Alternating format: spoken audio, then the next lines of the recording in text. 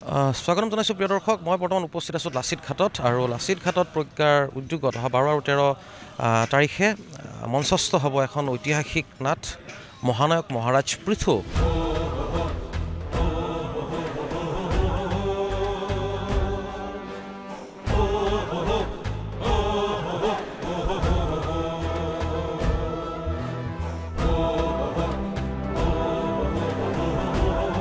যিগৰাকী ৰজা, হয়তো ৰজাৰ বীৰগাথাৰ কথা ইতিহাসত মচি পেলোৱাৰ চেষ্টা কৰা হৈছিল, কিন্তু যিয়ে নহওক অসমৰ বহু জনপ্ৰিয় শিল্পী, কলাকুশলী, অভিনেতা অভিনেত্ৰীয়ে এই মঞ্চস্থ কৰিব। এই মোৰ পিছফালে যি দেখিছে, এই বিশাল মঞ্চ আয়োজন, বিশাল আয়োজন কৰা হৈছে। গতিকে কলাকুশলীৰ লগতে অভিনেতা অভিনেত্ৰীসকলৰ মই মাজত আছোঁ। বিশেষকৈ যি মূল চৰিত্ৰত অভিনয় কৰিছে জনপ্ৰিয় অভিনেতা অসমীয়া ছবি জগতৰ, এয়া হৈছে দিব্যজ্যোতি দাস। আৰু দিব্যদা, প্ৰথমে আপোনাক স্বাগতম জনাইছোঁ। বিশেষকৈ পৃথু বুলি ক'লে আমি আগতে ইতিহাসত আমি দেখা নাই যে পৃথুৰ চৰিত্ৰটো কোনোবাই ৰূপায়ণ কৰিছে। যেতিয়া ৰেফাৰেঞ্চ ল'ব লগা কোনো ধৰণৰ চৰিত্ৰ নাথাকে, এক চেলেঞ্জ আহি পৰে অভিনেতাগৰাকীৰ বাবে। এই ক্ষেত্ৰত পৃথুৰ যিটো চৰিত্ৰ আপুনি ৰূপায়ণ কৰোঁতে কি ধৰণৰ আপুনি চেলেঞ্জ ল'ব লগা হৈছে? সেইটোৱে, ময়ো আচলতে পৃথুৰ বিষয়ে মই বুলিয়ে নহয়, বহুতেই নাজানিছিলে পৃথুৰ কাহিনী। কাৰণ কিয়, পৃথুৰ তেনেকুৱা ধৰণৰ কোনো ৰেফাৰেঞ্চ এনেকুৱা নাই। অকল দুখন, মই জনাত অকল দুখন কিতাপেই আছিলে। এখন হৈছে যে বখতিয়াৰ খিলজীহঁতৰ বাহিনীৰে এজন আছিলে, যিজনে পৃথুৰ বীৰ গাথাৰ ওপৰত তেওঁৰ নিজৰ কিতাপ এখনত মেনশ্যন কৰি থৈ গৈছিলে। আৰু এজন ব্ৰিটিছৰ এজন ৰিপৰ্টাৰ এগৰাকী আছিলে, তেওঁ এই পৃথুৰ ওপৰত তেওঁ লিখি থৈ গৈছে, কিন্তু বহুত কমকৈ। কিন্তু এই ক্ষেত্ৰত ধন্যবাদ দিব লাগিব হিল্লোল কুমাৰ পাঠকক। তেখেতে বহুতখিনি অধ্যয়ন কৰিছে, বহুত ৰিচাৰ্চ কৰি লৈ পৃথুৰ সম্পূৰ্ণ বীৰ গাথা তেওঁ নাটক হিচাপে তেওঁ লিখিবলৈ বহুতখিনি সেই ৰিচাৰ্চৰ পৰা উৎসাহ পাই পেলাই এইখন লিখিছে, যাৰ কাৰণে আজি পৃথু নাটকখন সম্ভৱ হৈছে। আৰু যেতিয়া নাটকখন পঢ়িলোঁ, তেতিয়াহে আচলতে গম পালোঁ যে পৃথুৰ মানে কিমান এটা ডাঙৰ ভূমিকা পালন কৰিছিলে কামৰূপৰ ৰজা হিচাপে। যিখিনি সময়ত সেই কামৰূপত যুদ্ধৰ কোনো হেৰিয়ে নাছিলে, তেতিয়ালৈকে কামৰূপত একো যুদ্ধ হোৱাই নাছিলে। তেতিয়া সেই খিলজী বাহিনী আহিছিলে, তুৰ্কী সেনা, তেওঁলোকে প্ৰথম আহিছিলে অসমত যুদ্ধ কৰিবলৈ। আৰু সেই একচুৱেলি আচলতে যুদ্ধ কৰিবলৈ অহা নাছিলে, তেওঁলোকৰ উদ্দেশ্য আছিলে যে তেওঁলোকে যেনেকৈ নালান্দা বিশ্ববিদ্যালয়খন জ্বলাই শেষ কৰি দিলে, বিহাৰ, বংগ এনেকৈ আক্ৰমণ কৰি তেওঁলোকৰ হৈছে কি, তেওঁলোকে নিজৰ সাম্ৰাজ্য বঢ়াবলৈ বিচাৰে তাৰমানে। তো সেনেকৈ বঢ়াই আহি তেওঁলোকৰ উদ্দেশ্য আছিলে যে তিব্বতলৈ যোৱা, তিব্বত গৈ পেলাই এইফালে চাইনা দখল কৰা, তেনেকুৱা তেওঁলোকৰ প্লেন আছিলে। কিন্তু সেই প্লেনটো তেওঁলোকে ছাকচেছ কৰিবলৈ কাৰণে তেওঁলোকে কামৰূপ হৈ পেলাই যাবলগীয়া, মানে একমাত্ৰ এটাই ৰাস্তা আছিলে, যিটো হৈছে কামৰূপ হৈ পেলাই যোৱা ৰাস্তা। তো সেই কথাবোৰ যেতিয়া পৃথুৱে গম পালে, তো পৃথুৱে তেওঁৰ নিজৰ ৰণনীতি আৰু যি ধৰণে তেওঁ ৰণনীতি তৈয়াৰ কৰি লৈ সেই বিশাল সৈন্য 12,000 সৈন্য লৈ আহিছিলে তুৰ্কী সেনা, য'ত অসমত কামৰূপত তেতিয়া সেইখিনি সময়ত ইমান সৈন্য নাছিলে। তো তেওঁ কেনেকৈ ৰণনীতি কৰিছিলে, কেনেকৈ আমাৰ জনজাতীয় যেনেকৈ কোচ, কছাৰী, মেচ, কাৰ্বি, তিৱাসকল আছে, তেওঁলোকে পাহাৰত থাকে, আৰু পাহাৰত ভৈয়াম এইবোৰত তেওঁলোকে যুদ্ধ কৰিব জানে, কৌশল। তো তেনেকৈ এটা মানে প্লেনিং কৰি পৃথুৱে এই 12,000 সৈনিকৰ পৰা, য'ত তেওঁলোকে অকল 100জন সৈনিকহে বাচিছিলে গৈ পেলাই তুৰ্কী সেনাৰ, আৰু লগতে বখতিয়াৰৰ। কিন্তু পৃথুৱে তেওঁক সেই লাষ্টত কৰায়ত্ব কৰি পেলাই, কিন্তু তেওঁক পৃথুৰ ইমান মহান তাৰমানে তেওঁক জীৱনদান দিলে, তেওঁক মাৰি পেলোৱা নাছিলে। তেওঁক শিক্ষা এটা দিলে, যে ক'লে যে হিন্দুৱে নিজৰ সাম্ৰাজ্য বঢ়াবলৈ আপোনাৰ দৰে উন্মাদ নহয়, নিজৰ সাম্ৰাজ্য নিজৰ মাজতে সবল কৰি ৰাখিবলৈহে প্ৰতিশ্ৰুতিবদ্ধ। তো সেই বস্তুখিনি কৈ তেওঁক ইয়াৰ পৰা মানে বহুত অপমান কৰি কৰি বুজাই মেলি তেওঁক ইয়াৰ পৰা পঠিয়াই দিছিলে।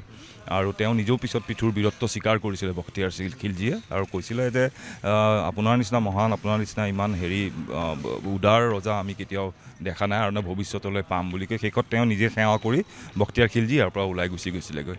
তো এই গোটেই কাহিনীটো আমি গম পালোঁ যেতিয়া এইখন নাটকখন যেতিয়া সম্পূৰ্ণ প্ৰস্তুত হ'ল, হিল্লোল কুমাৰ পাঠকে যেতিয়া এই নাটকখন লিখি উলিয়ালে, তেতিয়া এই গোটেই বস্তুবোৰ আমাৰ মাজত পৰিষ্কাৰ হৈ পৰিলে। এইখিনিতে এটা কথা ক'ব লাগিব যে যিহেতু তেওঁ এই 12,000 সৈনিক লৈ পেলাই আহিছিলে গোটেই তিব্বতৰ পৰা আৰম্ভ কৰি চাইনা দখল কৰিবৰ কাৰণে, কিন্তু পৃথুৱে সাধাৰণ সৈন্য লৈ পেলাই তেওঁ নিজৰ বুদ্ধিৰে, তেওঁ নিজৰ ৰণনীতি কৌশলেৰে তেওঁ ইমান বিশাল সেনা তাক উভতাই পঠিয়াবলৈ আৰু তেওঁলোকৰ শক্তি সামৰ্থ্য সম্পূৰ্ণ ধ্বংস কৰি দিবলৈ পৃথুৱেহে পাৰিছিলে। যেতিয়া আমি এইখিনি কথা গম পালোঁ, তেতিয়া ভাবিলোঁ যিহেতু এইবোৰ কথা কিয় বা আমাৰ পৰা লুকুৱাই ৰাখিছিলে নাজানো আজি ইমান বছৰে, আৰু হিষ্ট্ৰীত কিয় এই পৃথুৰ কথা মেনশ্যন নাই, এইটো এটা বৰ আচৰিত কথা। কোনে কিয় কৰিছিলে বাৰু সিমানখিনিলৈকে নাযাওঁ বাৰু, সেইবোৰ বিচাৰ বিবেচনা কৰা মানুহ অন্য আছে, তেওঁলোকে কৰিব সেইটোৰ কথা লৈ। কিন্তু আমি ভাবিছোঁ যে ইমান এটা ডাঙৰ বীৰ এজনৰ কথা গোটেই অসমবাসী, যিহেতু অসমৰ কথা, অসমবাসী ৰাইজে এইটো জানিব লাগে, আৰু সেইকাৰণে আমি এই নাটকখন মঞ্চস্থ কৰাটো কিমান এটা গুৰুত্বপূৰ্ণ কথা সেইটোতহে আমি গুৰুত্ব দি মানে এই নাটকখন সেইকাৰণে কৰিবলৈ লৈছোঁ, যাতে এই পৃথুৰ বিষয়ে, মহাৰাজ পৃথুৰ বিষয়ে যাতে অসমৰ ল'ৰা ছোৱালীৰ পৰা আৰম্ভ কৰি বয়োজ্যেষ্ঠৰ পৰা আৰম্ভ কৰি সকলোৱে যাতে পৃথুৰ এই পৃথুৰ বীৰ কাহিনীবোৰ মানুহে যাতে গম পায়, জানে। আৰু সেইকাৰণে এই নাটকখন মই ভাবোঁ খুবেই দৰকাৰী, খুবেই জৰুৰী নাটক। আৰু প্ৰজ্ঞাই এনেকুৱা ধৰণৰ নাটকেই কৰি আহিছে, আগতেও কৰিছিলে, চিলাৰ এখন কৰিছিলে, তাৰপিছত বীৰ লাচিত কৰিছে, তো তেনেকৈ এইবাৰ পৃথুখন কৰিছে। চ' মই প্ৰজ্ঞাক ধন্যবাদ জনাইছোঁ যে তেওঁলোকে এনেকুৱা এটা পদক্ষেপ লৈছে, আৰু লগতে এইটোও ধন্যবাদ জনাইছোঁ যে মোক ইমান গুৰু দায়িত্ব এটা দিছে, মহাৰাজ পৃথুৰ চৰিত্ৰটো কৰিবলৈ মোক এই চান্সটো দিছে, যিটো মোৰ কাৰণে বহুত চেলেঞ্জিং হয় আৰু খুব টাফ কেৰেক্টাৰ এটা হয়। কিন্তু চেষ্টা কৰিছোঁ যাতে ৰাইজে ভাল পাওক, ৰাইজে গম পাওক যে পৃথু মহাৰাজ কেনেকুৱা আছিল আৰু তেওঁ অসমৰ কাৰণে কি কৰিছিলে। ধন্যবাদ। এয়া আছিল অভিনেতা দিব্যজ্যোতি। ইতিমধ্যে তেখেতে কৈছে যে কিমানখিনি এটা চেলেঞ্জত কৰিব লগা হয় এনেকুৱা ধৰণৰ এক ঐতিহাসিক চৰিত্ৰ, যিহেতু এয়া পিৰিয়ড ড্ৰামা বুলি ক'ব লাগিব, অৰ্থাৎ সেই সময়ৰ 1200-1300 শতিকাৰ এটা যিটো প্লট, সেই প্লট মঞ্চত উপস্থাপন কৰাটো যথেষ্ট এক প্ৰত্যাহ্বান হৈ পৰে। কিন্তু এই ক্ষেত্ৰত দেখিছোঁ উৎসাহ উদ্দীপনা দেখিছোঁ যিসকল অভিনেতা অভিনেত্ৰী আছে। মই খিলজী যিয়ে অভিনয় কৰিছে, প্ৰাণজিৎ, তেখেতক মই কৈছোঁ খিলজী এক গুৰুত্বপূৰ্ণ চৰিত্ৰ। মহম্মদ বখতিয়াৰ খিলজী ক্ৰুৰ এগৰাকী শাসক, সেই সময়ৰ ভাৰতবৰ্ষৰ তুৰ্কী সেনাৰ সৈতে যে আক্ৰমণ কৰিছিলে। গতিকে প্ৰথম প্ৰশ্ন, ক্ৰুৰ নিজকে কঠোৰ এক দেখুৱাব লগা হৈছে সাংঘাতিক ধৰণে, কিন্তুতো সেনেকুৱা নহয় বাৰু, সহজ সৰলেই। কিন্তু যিটো চৰিত্ৰ দিয়া গৈছে অতিকে গুৰুত্বপূৰ্ণ, টাফ এক চৰিত্ৰ, বিশেষকৈ য'ত নেকি আমি অসমীয়া ভাৱমূৰ্তি দেখুৱাব নোৱাৰোঁ। সেই চৰিত্ৰটোত আটাইতকৈ ডাঙৰ কথা যে অসমীয়া ভাৱমূৰ্তি আমি দেখুৱাবই নোৱাৰোঁ। গতিকে তেনে ক্ষেত্ৰত কি ধৰণে প্ৰস্তুতি, আৰু ইতিমধ্যে শুনিছোঁ সফল হৈছা এই চৰিত্ৰটোৰ জৰিয়তে, যথেষ্ট অভিনয়ৰ প্ৰশংসা শুনি আহিছোঁ, গতিকে মতামত জানিব বিচাৰিম। প্ৰথমতেতো মই কওঁ যে এই নাটকখন যিগৰাকী ব্যক্তিয়ে লিখিছে, হিল্লোল কুমাৰ পাঠক, মই প্ৰথমতেতো সৰ্বপ্ৰথমে তেওঁক মই ধন্যবাদ দিব বিচাৰিম, কাৰণ ঐতিহাসিক বস্তু এটাক তেখেতে কাগজত লৈ আনিছে, গতিকে সেইটো কাৰণে প্ৰথমতে মই লেখকক ধন্যবাদ দিম, কাৰণ এইটো আটাইতকৈ টান কাম। তাৰপিছত মই ধন্যবাদ দিব বিচাৰিম যে অসীম কৃষ্ণ ছাৰ আৰু তেখেতসকলে যিসকলে লোকে আয়োজন কৰিছে, প্ৰজ্ঞাক মই ধন্যবাদ জনাইছোঁ যে তেখেতসকলে এই এটা ইনিচিয়েটিভ লৈছে যে তেখেতসকলে এই নাটকখন লৈ আগবাঢ়িব বিচাৰিছে। এইখন নাটক মই আগতেও এইটো চৰিত্ৰই কৰিছিলোঁ, বেলেগ এখন নাটক মানে বেলেগ এটা স্ক্ৰিপ্টত কৰিছিলোঁ। সেই সময়ত তেওঁলোকে মোক দেখা পাই ক'লে যে আমি তোমাক বিচাৰিছোঁ যে এইখন নাটকত তুমি ইনভল্ভ হ'বা নেকি, একে বখতিয়াৰ খিলজী কৰিছিলোঁ। সেইটোৱে তেনেকৈ মই এই গোটেই গ্ৰুপটোৰ সৈতে জইন হ'লোঁ। আৰু মোৰ যিটো চৰিত্ৰৰ ক্ষেত্ৰত আচলতে বখতিয়াৰ খিলজী বা পৃথুক আমি দেখা নাই বা কোনেও দেখা নাই, বখতিয়াৰ খিলজী কেনেকুৱা কি হয়। মোৰ কল্পনা আৰু অসীম কৃষ্ণ ছাৰৰ সহায় লৈ যিখিনি মই তাক সজাব পাৰিছোঁ, সেইখিনি মই কষ্ট কৰিছোঁ, যিখিনি মই চিন্তা কৰিব পাৰোঁ সেইখিনি চিন্তাৰে মই আগবাঢ়িছোঁ। বাকী হিল্লোল কুমাৰ পাঠক ছাৰৰ যিটো স্ক্ৰিপ্ট হয়, স্ক্ৰিপ্টত যিখিনি সমল আছে সেই সমলখিনি লৈয়ে মই আগবাঢ়িব বিচাৰিছোঁ। গতিকে এতিয়া চাওঁ, পৰহিলৈ আমাৰ তাৰপিছত 12-13 তাৰিখে যি নাটক মঞ্চস্থ সম্পূৰ্ণ নিষ্ঠা সহকাৰে কৰিবলৈ চেষ্টা কৰিম, আশা কৰোঁ ৰাইজে ভাল পাব। এইখিনিতে কিন্তু এটা সৰুকৈ এটা যদি সংলাপ, কাৰণ কিয় নাটকখনৰ চৰ্চা যথেষ্ট হৈছে, যদি সম্ভৱ হয় বিচাৰিম। তেনেকুৱা মোৰ আচলতে এনেকুৱা সংলাপ নাই, মানে একশ্যন অৰিয়েণ্টেড বেছি আছে। তেনেকৈ এনেই মই জাষ্ট কৈ দিছোঁ, খিলজী বাহিনীত খিলজীৰ অধিকাৰ আৰু আদৰ, এই খিলজী বাহিনীৰ দৰেই পাব এই আলিম আছে, বৰং আমাৰ আক্ৰমণ অভিযানৰ এগৰাকী চালাহকাৰ হিচাপে এই মুহূৰ্তৰ পৰা আলিম এছক গ্ৰহণ কৰা হ'ল। সেইটোৱে আৰু ধন্যবাদ। মই অভিনন্দন জ্ঞাপন কৰিছোঁ আৰু শুভেচ্ছা জ্ঞাপন কৰিছোঁ যাতে নাটখন পূৰ্ণাংগভাৱে সফল হয়। আন আছে অভিনেতাসকল, মই তেওঁলোকৰ ওচৰলৈ যাম। বিশেষকৈ ভৱেশ দাস ডাঙৰীয়া আছে, অসমৰ এগৰাকী জ্যেষ্ঠ অভিনেতা।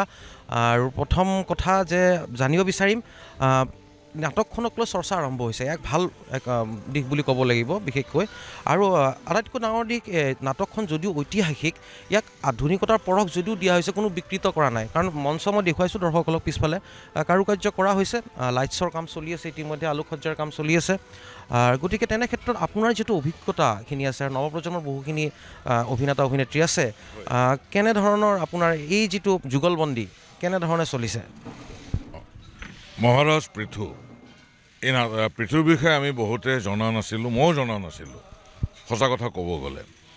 যেতিয়া এই নাটকখন প্ৰথমবাৰ যেতিয়া অনুষ্ঠিত হৈছিলে মাধৱদেৱ কলাক্ষেত্ৰত ছেপ্টেম্বৰ মাহত, তাৰ এমাহ আগত মাতিছিলে এখন নাটকৰ ৰিহাৰ্চেলৰ কাৰণে। মোক ক'লে যে বয়সদা কেৰেক্টাৰ এটা আছে, এনেকৈ কৰিব লাগিব। মই ভাই নাটকটো কৰিমেই, কাৰণ আমি নাটক পাগল মানুহ, আজিৰ পৰা নহয় 77ৰ পৰা। তেতিয়া পৃথুৰ বিষয়ে মই জানিছিলোঁ। এইটো আমাৰ কাৰণে খুবেই লজ্জাজনক আৰু দুখৰ কথা যে আমাৰ বহুতে হয়তো পৃথুক ভালদৰে নাজানে। কিয় নাজানে, কিয় পৃথুৰ বিষয়ে চৰ্চিত হোৱা নাছিল, পৃথু কোন আছিল? এই কামৰূপৰ এজন বীৰ যোদ্ধা আছিল, খেন ডাইনেষ্টিৰ এজন বীৰ যোদ্ধা। 1195 তেতিয়াই যুদ্ধখন হৈছিলে। আৰু মই যিখিনি এনেই শুনিছোঁ যে পৃথু মহাৰাজৰ ৰাজধানী আছিল বাইহাটা চাৰিআলি, ঠিক তেনেকৈ। আৰু বখতিয়াৰ খিলজীৰ লগত যে যুদ্ধখন হৈছিলে, ৰঙিয়া আৰু তামোলপুৰৰ মাজত যুদ্ধখন হৈছিলে, এখন সাংঘাতিক যুদ্ধই হৈছিলে। আৰু এই যুদ্ধখনত মহানায়ক মহাৰাজ পৃথুৱে খুব কৌশলেৰে বুদ্ধিৰে বখতিয়াৰ খিলজীক পৰাজিত কৰিছিলে। আৰু এইখিনিতে বখতিয়াৰ খিলজীক যিখিনি গাঁৱৰ খেতিয়ক আছিল বা যুৱক যুৱতী আছিল, আৰু মই এনেই শুনিছিলোঁ, কিমান দূৰ সত্য ময়ো নাজানো, ভূটানৰ পৰাও নামি আহিছিল বখতিয়াৰ খিলজীৰ এগেইনষ্টত যুদ্ধ কৰিবলৈ পৃথুৰ। আৰু আজি পৃথু আমি শ্ৰদ্ধাৰে সোঁৱৰিছোঁ কিদৰে? এই নাটকৰ জৰিয়তে। পৃথু নাটক আমি কৰিব গৈ আছোঁ, আকৌ মোৰ 3বাৰ কৰা হ'ব এইবাৰ লৈ পেলাই। আৰু এইবাৰ প্ৰজ্ঞাৰ সৌজন্যত হৈছে 12 আৰু 13 মাৰ্চত এই লাচিত ঘাটত। আৰু এইখন নাটকত চৰ্চিত হৈছে, আৰু চৰ্চিত হোৱাটো খুবেই স্বাভাৱিক আৰু ভাল কথা। কাৰণ চৰ্চিত যদি নহ'লহেঁতেন তেতিয়াহ'লে বেয়া হ'লহেঁতেন। আজি চৰ্চিত হোৱাৰ কাৰণে পৃথু মহাৰাজৰ বিষয়ে বহুতে কথা জানিব পাৰিছে। মইতো বিচাৰোঁ যে আৰু চৰ্চিত হওক, অসমৰ ৰাইজে জানক মহানায়ক মহাৰাজ পৃথু কোন আছিল। এই কামৰূপৰ এজন বীৰ যোদ্ধা, বখতিয়াৰ খিলজীৰ নিচিনা এজন তুৰ্কী বাহিনীক পৰাজিত কৰি এই কামৰূপৰ পৰা আঁতৰাই পঠাইছিল। আৰু এইটো আমাৰ কামৰূপবাসীৰ কাৰণে, আমাৰ অসমৰ কাৰণে খুবেই গৌৰৱৰ কথা। আৰু আজি এইখন নাটকত নৱপ্ৰজন্মৰ বহুতো শিল্পীয়ে অভিনয় কৰিছে, আমাৰ পুৰণি শিল্পী আছে। আৰু মোৰ ভাতৃখন দিব্যজ্যোতিয়ে এটা পৃথুৰ নাম ভূমিকাত অভিনয় কৰিছে। দিব্যই অলৰেডি বহুতখিনি কথাই ধুনীয়াকৈ ক'লে। বখতিয়াৰ খিলজী প্ৰাণজিৎ সুন্দৰ অভিনেতা, আমাৰ জ্যোতিষ্মান আছে, জয়ন্তজিৎ আছে, আমি গোটেইখিনি পুৰণা শিল্পী আছোঁ, আৰু লগতে নতুন শিল্পী বহুতো আছে। আৰু আশা ৰাখিছোঁ যে 12 আৰু 13 তাৰিখে এই লাচিত ঘাটত অসমৰ ৰাইজ আহক, গুৱাহাটীবাসীৰ ৰাইজ আহক, নাটকখন চাওক, জানক, বুজক মহাৰাজ পৃথু কোন আছিল। শেহতীয়াকৈ আপোনাৰ পৰা জানিব বিচাৰিম, যেতিয়া নাটকৰ কথা আহি পৰে, কিছু বছৰৰ পিছৰ পৰা আমি নাটকৰ প্ৰাসংগিকতাটো বিশেষকৈ গুৱাহাটী মহানগৰীত কম দেখিবলৈ পোৱা গৈছে। কিন্তু প্ৰজ্ঞাৰ উদ্যোগত যিসমূহ হৈ গৈছে, সেয়া বীৰ চিলাৰাই হওক বা লাচিত বৰফুকনেই হওক, তাত কিন্তু বিপুল জনসমাগম হৈছিলে, এক ভাল লক্ষণ। গতিকে খুবেই ভাল লক্ষণ। গতিকে তেনে ক্ষেত্ৰত যেতিয়া আপুনি যিহেতু জড়িত হৈ আছে ইমান দিনৰ পৰাই প্ৰজ্ঞাৰ যিকোনো অনুষ্ঠানত আমি দেখি আহিছোঁ আপোনাক, গতিকে আমি শুনিছোঁ যে প্ৰথম সংলাপ, নাটকখনৰ প্ৰথম সংলাপটো আপোনাৰ। গতিকে সেই সংলাপটো যদি ইমান বলিষ্ঠ কণ্ঠ, যদি সেই সংলাপটো নুশুনো, আধৰুৱা আধৰুৱা কিছু লাগিব। বৰ বেয়া পাকত ফাঁচি গ'লোঁ দেখোন কৈ পেলাই মই। নাটকখনত আজি প্ৰজ্ঞালৈ আমি আন্তৰিক ধন্যবাদ জনাইছোঁ যে বিশাল প্ৰস্তুতিৰে এই নাটকখন মঞ্চস্থ কৰিব ওলাইছিল লাচিত ঘাটত। ইয়াতে আমাৰ বহুতো যুৱক যুৱতী সৈন্য হৈছে, গাঁৱৰ যুৱতীৰ যুদ্ধ কৰিছে পৃথুৰ হকে বলজিয়াৰ খিলজিৰ লগত তাৰ প্ৰথম ডায়লগটো মোৰ দিব লাগিবই নেকি ধুমুহাৰ গতিৰে আগবাঢ়ি যোৱা তুৰ্কী বাহিনী এই তুৰ্কী বাহিনীৰ অস্ত্ৰ আৰু ইছলাম ধৰ্মৰ আগতে ভাৰতবৰ্ষ পৰাস্ত হ'ব লাগিব পৰাভূত হ'ব লাগিব জ্বলাই দিয়া খোৱা সামনত আছে নালন্দা জ্বলাই দিয়া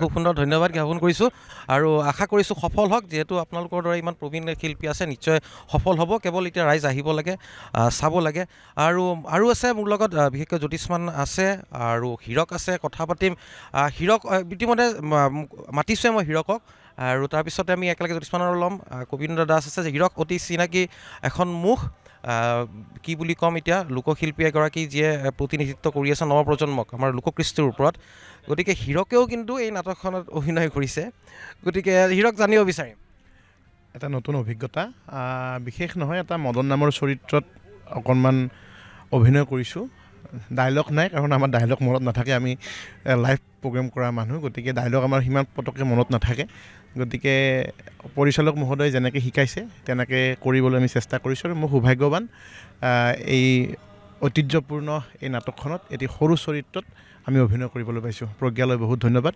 আটাই আহক নাটকখন উপভোগ কৰক ধন্যবাদ গতিকে এই মৰম লগা হীৰকে অভিনয় খুব ধুনীয়াকৈ কৰে ইতিমধ্যে হীৰকৰ যিসমূহ আমি দেখি আহিছোঁ কি ধৰণে খুব সুন্দৰ সুন্দৰ উপহাৰ কেতিয়াবা দিয়ে জ্যোতিষ্মান আছে কথা পাতিম জ্যোতিষ্মান কেনে অনুভৱ বহু চৰ্চা চলিছে নাটকখনৰ বিশেষকৈ পৃথুক লৈ আৰু খুব উৎসুকতা বৃদ্ধি পাইছে বিশেষকৈ নাটকখন উপভোগ কৰাৰ বাবে ৰাইজৰ মাজত গতিকে তোমাৰ অনুভৱখিনি জানিব বিচাৰিম আৰু চৰিত্ৰটো কি ৰূপায়ণ কৰিছে মই চৰিত্ৰটোত ৰূপায়ণ কৰিছোঁ তুৰ্কী বাহিনীৰ সেনাপতি চুহাদাৰ আলী খান অতি গুৰুত্বপূৰ্ণ চৰিত্ৰ নাটকখন চালে গম পাব ৰাইজে বেছি কাটা কাটি মাৰামাৰি কৰা চৰিত্ৰটোৱে আচলতে এই নাটকখন আমি কোৱাৰ আগতে এটা কথা মই উল্লেখ কৰিব লাগিব যে এই নাটকখনত আমাৰ প্ৰায় ৭০জন অভিনেতা অভিনেত্ৰীয়ে অভিনয় কৰিছে সকলো নপুৰণি অভিনেতাৰ সমাহাৰেৰে প্ৰায় ৭০জন অভিনেতা অভিনেত্ৰী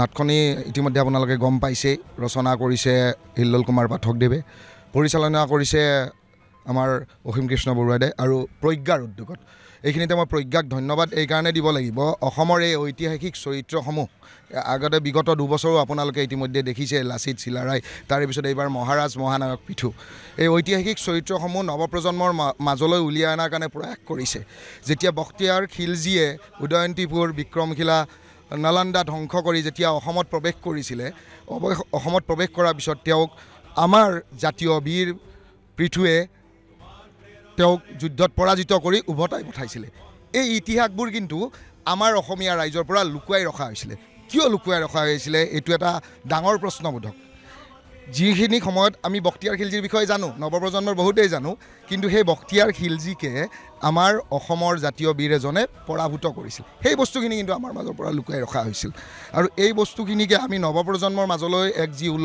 উলিয়াই লৈ যোৱাৰ প্ৰয়াস কৰা হৈছে কাৰণ নাটক এখন হৈছে এটা জাতিৰ চানেকি আৰু প্ৰতিচ্ছবি আৰু নাটকে যেতিয়া এখন জাতি আৰু এটা জাতি চানেকি আৰু প্ৰতিচ্ছবি হয় ৰাইজৰ মাজত এক যোগাযোগ মাধ্যমৰ সৃষ্টি কৰে গতিকে আমি সেই নাটকৰ মাজেৰেই এই ঐতিহাসিক চৰিত্ৰটো ৰাইজৰ মাজলৈ উলিয়াই লৈ যাবলৈ চেষ্টা কৰিছোঁ ইয়াত সুন্দৰভাৱে নাম ভূমিকাৰ চৰিত্ৰত অভিনয় কৰিছে আমাৰ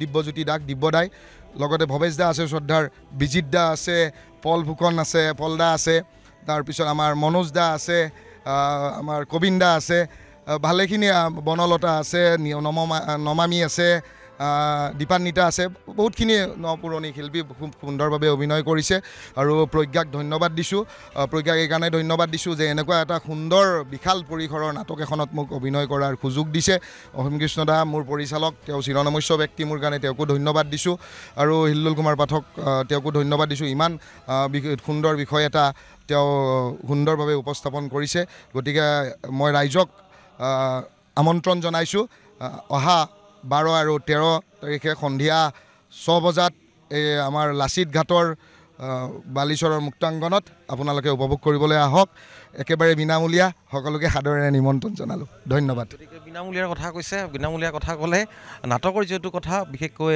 বিনামূলীয়া বুলি এইবাবেই কোৱা হৈছে কাৰণ এইখন নাটক আচলতে মূল্য দি চোৱা নোচোৱা কথাটো পিছত আহে কিন্তু এখন ঐতিহাসিক যিহেতু নাটক আৰু লগতে মহাৰাজ পৃথু যি মহাৰাজ পৃথু ইতিহাসৰ পৰা মুচিব বিচৰা হৈছিলে কিন্তু প্ৰজ্ঞাৰ উদ্যোগত সেয়া বৰ্তমান এতিয়া এখন নাটক হিচাপে আমি দেখিবলৈ পাম ইতিমধ্যে প্ৰস্তুতি সম্পূৰ্ণ তুংগত হৈছে আমি দেখুৱাম মঞ্চসজ্জা কিদৰে চলিছে কিন্তু কবীন্দ্ৰ দাস আছে অভিনেতাৰ লগতে সংগীতজ্ঞ এগৰাকী বিশেষকৈ শংকৰদেৱ কলাক্ষেত্ৰ সমাজৰ সৈতে ওতঃপ্ৰোতভাৱে জড়িত সকলোৱে জানে পৰিচিত এগৰাকী ব্যক্তি আমি যদি লোকেল কংফু চাওঁ তাতেও আছে দেখিবলৈ পাম যথেষ্ট চিনাকি এখন মুখ কিন্তু প্ৰচাৰ বিমুখ কিন্তু আজি ধৰিছোঁ খাউতকৈ গতিকে মহাৰাজ পৃথুত এটা মই শুনিছোঁ এটা এনেকুৱা সাংঘাতিক ধৰণে এটা দৃশ্য আছে য'ত মানুহৰ হয়তো গা লোম শিহৰি উঠিব এগৰাকী বামুণক জ্বলাই দিয়া হয় সেই বামুণগৰাকী আচলতে কোন আৰু সেই বামুণৰ চৰিত্ৰটো কোনে অভিনয় কৰিছে মই কবীন্দ্ৰ দাসৰ মুখেৰে জানিব বিচাৰিম সেই সম্পৰ্কে মই ৰাইজক অনুৰোধ কৰিম আপোনালোকে নাটক চাবলৈ আহক তেতিয়াহে দেখা পাব অভিনয় কিমান কৰিছোঁ মই নাজানো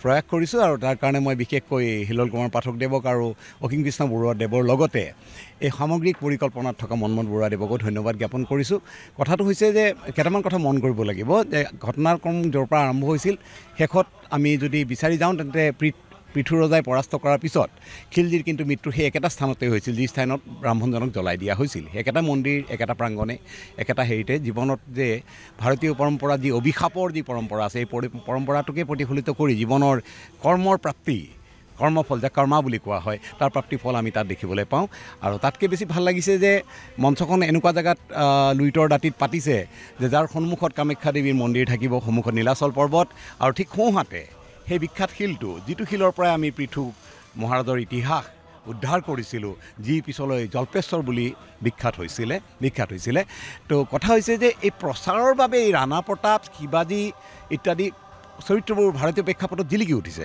প্ৰজ্ঞা যিটো প্ৰয়াস কৰিছে যে স্থানীয় মৌলিক চৰিত্ৰ থকা ইতিহাসৰ বাস্তৱ কোণত লুকাই থকা আনচাং হিৰ' বুলি যাক কোৱা হয় সেই হিৰ'সকলক ধৰি আনি পেলাই যেতিয়া উপস্থাপন কৰি দিয়া হয় তেতিয়া বৰ্তমান এই যান্ত্ৰিকতাৰ যুগত আধুনিক শিক্ষাত ধুমধাৰাকাত আমাৰ সৰু সৰু ল'ৰা ছোৱালীয়ে আমাৰ কোনোবা ছুপাৰ হিৰ' আছিল নে নাই সেই বিচাৰি হাবাথুৰি খাব লগা হয় তেওঁলোকে ছুপাৰমেন আইৰনমেন ফেণ্টম ইত্যাদি সকলোকে চিনি পায় কিন্তু আচৰিত ঘটনা আমাৰ মাজতে তেনেকুৱা হিৰ' লুকাই আছে আমাৰ মাজত তেনেকুৱা নায়ক লুকাই আছে মহানায়ক লুকাই আছে যাক আমি বিচাৰি নাচাওঁ যেনেকৈ সোৱণশিৰি বাৰীত ফুল পাইছিলোঁ তেনেকৈ অসমৰ ইতিহাসৰ পাতে পাতে কিছুমান জেগাত আমাৰ কিছুমান কাহিনী লুকাই আছে যি কাহিনীয়ে আমাৰ নৱপ্ৰজন্মক স্বকীয়তা মৌলিকতা হিন্দুত্ববাদ লগতে ঐতিহাসিক যি পৰম্পৰা তাক ধৰি ৰাখিবলৈ সাহস দিব ক'বলৈ সাহস থাকিব যে তোমালোকৰ যদি ছুপাৰমেন আছে তেন্তে আমাৰো পৃথু আছে তোমালোকৰ যদি আইৰন মেন আছে তেন্তে আমাৰো লাচিত বৰফুকন আছে তেনে ক্ষেত্ৰত মই ভাবোঁ এই যিটো জাগৰণ সৃষ্টি কৰা প্ৰয়াস সেই প্ৰয়াসত আটাইতকৈ শক্তিশালী ভূমিকা গ্ৰহণ কৰে অভিনয় মাধ্যমটোৱে সেই সংগীততকৈ ওপৰত কিছু ক্ষেত্ৰত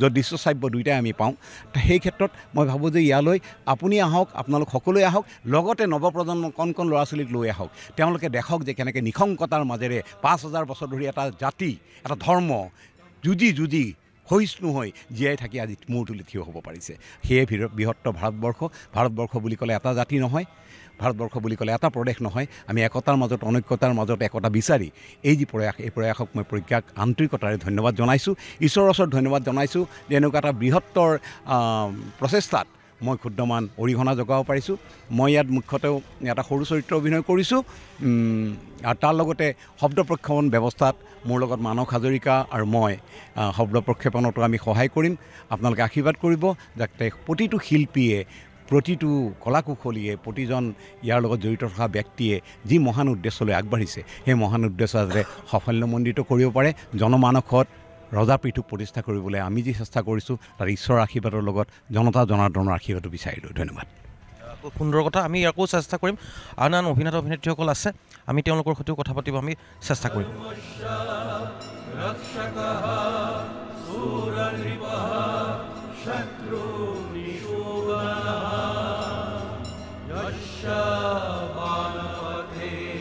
বহুকেইটা চৰিত্ৰৰ সমাহাৰ ঘটিছে এই পৃথু নাটখনত ইতিমধ্যে আমি পৰ্যায়ক্ৰমে প্ৰায় সকলো অভিনেতা অভিনেত্ৰীৰ আমি তেওঁলোকৰ মন্তব্য ল'বলৈ আমি চেষ্টা কৰিছোঁ, সফল হৈছোঁ। কিন্তু এটা বিশেষ চৰিত্ৰত অভিনয় কৰিছে নৱপ্ৰজন্মৰ এগৰাকী জনপ্ৰিয় অভিনেতা জয়ন্তজিৎ, আৰু এক ব্যতিক্ৰমী এই চৰিত্ৰ এটা ৰূপায়ণ কৰিছে। আমি এতিয়াতে নকওঁ, কাৰণ নাটখন চালে গম পাব। অতি এক টাফ কেৰেক্টাৰ, য'ত হয়তো জয়ন্তজিতে হয়তো ক'ৰবাত নহয় ক'ৰবাত চৰিত্ৰ বিশ্লেষণ কৰিব লগা হ'ব পাৰে, য'ত অসমীয়া সৈনিকো দেখিবলৈ পাব জয়ন্তজিতৰ তাত, আৰু আফগান সৈনিকো দেখিবলৈ পাব, বা তুৰ্কিছ সৈনিকো দেখিবলৈ পাব। যিয়ক বিশেষ বিতংভাৱে নকওঁ, মতামত জানিব বিচাৰিম, নাটখনৰ বিষয়ে কিছু জানিব বিচাৰিম জয়ন্তজিৎ। ধন্যবাদ আপোনালোক অহাৰ কাৰণে। এতিয়া মোৰ চৰিত্ৰটোৰ বিষয়ে যদি ক'বলৈ যাওঁ, এটা সাংঘাতিক চেলেঞ্জিং কেৰেক্টাৰ, বহুত টান কেৰেক্টাৰ। জেনেৰেলি এনেকুৱা ইমান টান কেৰেক্টাৰ মই কৰা নাছিলোঁ। এবাৰ কৰিছিলোঁ, যেতিয়া মোবাইল থিয়েটাৰত আছিলোঁ তেতিয়া কৰিছিলোঁ। এতিয়া কথা হ'ল, আপুনি কোৱাৰ নিচিনাকৈ মোৰ লগত তুৰ্কী সেনাও দেখা পাব, আমাৰ মহাৰাজ পৃথুৰ সৈন্যও দেখা পাব। এতিয়া কথা হ'ল, আমাৰ নাটকখন আগতো হৈছে, দুবাৰ কৰিছে, কুলেন্দ্ৰ ৰায়চৌধুৰী আৰু কুমাৰেশ দত্তৰ তত্বাৱধানত হৈছে। এইবাৰ বহুখিনি ব্যতিক্ৰম, এটা বিশাল পৰিসৰত কৰা গৈছে, হিউজ এটা টীম, মোৰ দেন 70% আৰ দেয়াৰ। মোৰ কেৰেক্টাৰটোৰ বিষয়ে যদি কওঁ, খুব ভাল লগা চৰিত্ৰ, আৰু সেইকাৰণে মই অসীম দাহঁতক বা অমিতাভ দাহঁতক ধন্যবাদ দিছোঁ, প্ৰজ্ঞাক ধন্যবাদ দিছোঁ মোক চিলেক্ট কৰাৰ কাৰণে। আপোনালোক আহিব 12-13 তাৰিখে, আৰু বহলাই কওঁ জানো মোৰ চৰিত্ৰৰ বিষয়ে। ইয়াত মোৰ ভণ্টি এগৰাকী আছে, আৰু মোৰ বাহিৰে ভনীজনীৰ কোনো নাথাকে। মই মোৰ দেশৰ কাৰণে, মোৰ কামৰূপৰ কাৰণে মই ভনীজনীকো ত্যাগ কৰি যাবলৈ ওলাওঁ। আৰু মোক মানে জৰিয়া হিচাপে লৈ মহাৰাজ পৃথুৱে আমাৰ যুদ্ধখন আগবঢ়াই লয়। আমাৰ লগত আৰু কেইবাজনো আছে, ভূঞা বুলি কেৰেক্টাৰ আছে, ৰায় মণ্ডল এনেকৈ কেৰেক্টাৰ আছে। তাত মই লিড লওঁ গোটেইখিনিক আগবঢ়াই নিবৰ কাৰণে। মই আমাৰ দেশৰ কাৰণে মুছলমান ধৰ্ম ল'বলৈও মই সাজু হৈ থাকোঁ। মানে যদিও মই মোৰ ব্যৱহাৰত মুছলমান ধৰ্মটো আহে, কিন্তু দেহে মনেতো মই হিন্দুৱে হৈ থাকিলোঁ, তেনেকুৱা ধৰণৰ এটা কেৰেক্টাৰ। আৰু বহলাই নকওঁ, আৰু বাকী আপোনালোকে আহক, চাওক 12-13 তাৰিখে 6 বজাত। থেংক ইউ আপোনালোকে অহাৰ কাৰণে। ইতিমধ্যে জয়ন্তজিতে কৈছে যে অতি চেলেঞ্জিং এক চৰিত্ৰ ৰূপায়ণ কৰিছে। লগতে আটাইতকৈ ডাঙৰ কথা, এগৰাকী প্ৰকৃত দেশ প্ৰেমিকৰ বা মাতৃভূমিৰ প্ৰতি যি এক প্ৰেম, আকুণ্ঠ প্ৰেম, সেই আকুণ্ঠ প্ৰেম জয়ন্তজিতৰ সেই চৰিত্ৰৰে খুব সুন্দৰভাৱে প্ৰকাশ পাব। এগৰাকী চিৰপৰিচিত অভিনেতা মোৰ সৈতে আছে, গতিকে দাদাক মই সুধিব বিচাৰিম, দাদা, পৃথু ইতিহাসে পাহৰিব খোজা এগৰাকী মহাৰাজৰ বীৰ গাথাক উপস্থাপন কৰিছে প্ৰজ্ঞাই, আৰু দেখিছোঁ ইয়াত যথেষ্ট কলা কুশলী অভিনেতা অভিনেত্ৰী সকলোকে সামৰি ল'বলৈ চেষ্টা কৰিছে প্ৰজ্ঞাই। অতিকৈ এক শলাগ ল'বলগীয়া এয়া প্ৰচেষ্টা প্ৰজ্ঞাৰ। আপোনাৰ মতামত জানিব বিচাৰিম দাদা। ধন্যবাদ। প্ৰথমতে এই পৰ্টেলটোলৈ মোৰ বহুত ধন্যবাদ থাকিল। হয়, আপুনি ঠিকেই কৈছে, এনেকুৱা এজন বীৰ আমি সৰুতে অকণমান পঢ়িছিলোঁ হিষ্ট্ৰীত, অকণমান, কিন্তু বেলেগ বীৰবিলাকৰ কথা যিমান বহলাই আছিল হিষ্ট্ৰীত, এই মহাৰাজ পৃথুৰ কথা ইমান বহলাই কিন্তু নাছিল। কিন্তু আমি যেতিয়া মই এই নাটকখনত সোমালোঁ, এই নাটকখন মই ষ্টেজ শ্ব' বেলেগৰো চাইছোঁ আগতে, ইয়াত অকণমান কিছু বস্তু বেলেগ কৰি, ডাইৰেক্টৰ যিহেতু চেঞ্জ হৈছে, বস্তুটো চেঞ্জ হ'বই, কৰিঅ'গ্ৰাফি চেঞ্জ, অলপ কিছু হেৰি কৰি পেলাই কৰিছে। বৰ সুন্দৰ পদক্ষেপ। এনেকুৱা আমাৰ এজন বীৰ, আমাৰ কামৰূপৰ বীৰ বুলি কৈছোঁ মই, ভাৰতবৰ্ষৰ লগতে আমাৰ কামৰূপৰ বীৰ, তেখেতৰ বিষয়ে মই নজনা কথা বহুত জানিছোঁ এতিয়া এইখন কৰি পেলাই। আৰু চবেই বৰ কষ্ট কৰিছে, অকল আমি অভিনেতা অভিনেত্ৰীৰ কথাই নকওঁ, বাকী কলা কুশলী যিমানখিনি আছে, এনেকুৱা এটা হিউজ প্ৰডাকশ্যন, ইমান মানুহ লৈ পেলাই বৰ সুন্দৰ। এতিয়া আমি চেষ্টা কৰিম কিমানখিনি ৰাইজক দিব পাৰোঁ। ময়ো এটা চৰিত্ৰ কৰি আছোঁ ৰূপায়ণ ইয়াত। মোৰ চৰিত্ৰটো একচুৱেলি এটা শিলালিপি। এতিয়া আপোনালোকে এইটো ক'ব পাৰে, মোটামুটি সূত্ৰধাৰ কিছু ক্ষেত্ৰত নাটকখনৰ বক্তব্য কিছুমান তেওঁৰ এইটো কেৰেক্টাৰৰ দ্বাৰা কোৱা যায়, আৰু কিছু ক্ষেত্ৰত চৰিত্ৰ এটা হৈও সোমাই যায় গাঁৱৰ হেৰিত। মানে অলপ টাফ কেৰেক্টাৰটো। মই বহুত কেৰেক্টাৰে কৰিছোঁ জীৱনত, তাৰ ভিতৰত এটা বৰ ধুনীয়া এটা কেৰেক্টাৰ। গতিকে চেষ্টা কৰিছোঁ কিমানখিনি পাৰোঁ, ভাল কৰিম বুলিতো চবেই ভাবেই, মই ভাবিছোঁ, চেষ্টা কৰি আছোঁ। ভাল পদক্ষেপ, ভাল লাগিল, ধন্যবাদ। যিয়ে নহওক, কাৰণ উৎসুকতা বৃদ্ধি পাইছে অভিনেতা অভিনেত্ৰীসকলৰো, আৰু বিশেষকৈ আশাবাদী তেওঁলোক যাতে ৰাইজ আহিব লাগে। ইতিমধ্যে চৰ্চা চলিছে। আমি আন অভিনেতা অভিনেত্ৰীসকল আছে, আমি তেওঁলোকৰ ওচৰলৈ যাব চেষ্টা কৰিম, তেওঁলোকৰো আমি মতামত জানিব বিচাৰিম যে কি ধৰণে প্ৰস্তুতি চলিছে। কিন্তু মনত ৰাখিব, আহিব লাগিব 12 আৰু 13 তাৰিখে প্ৰজ্ঞাৰ উদ্যোগত এই লাচিত ঘাটত মঞ্চস্থ হ'ব মহানায়ক মহাৰাজ পৃথু। আমি আৰু আন অভিনেতা অভিনেত্ৰীসকলৰ লগতে কথা পাতিব আমি চেষ্টা কৰিম।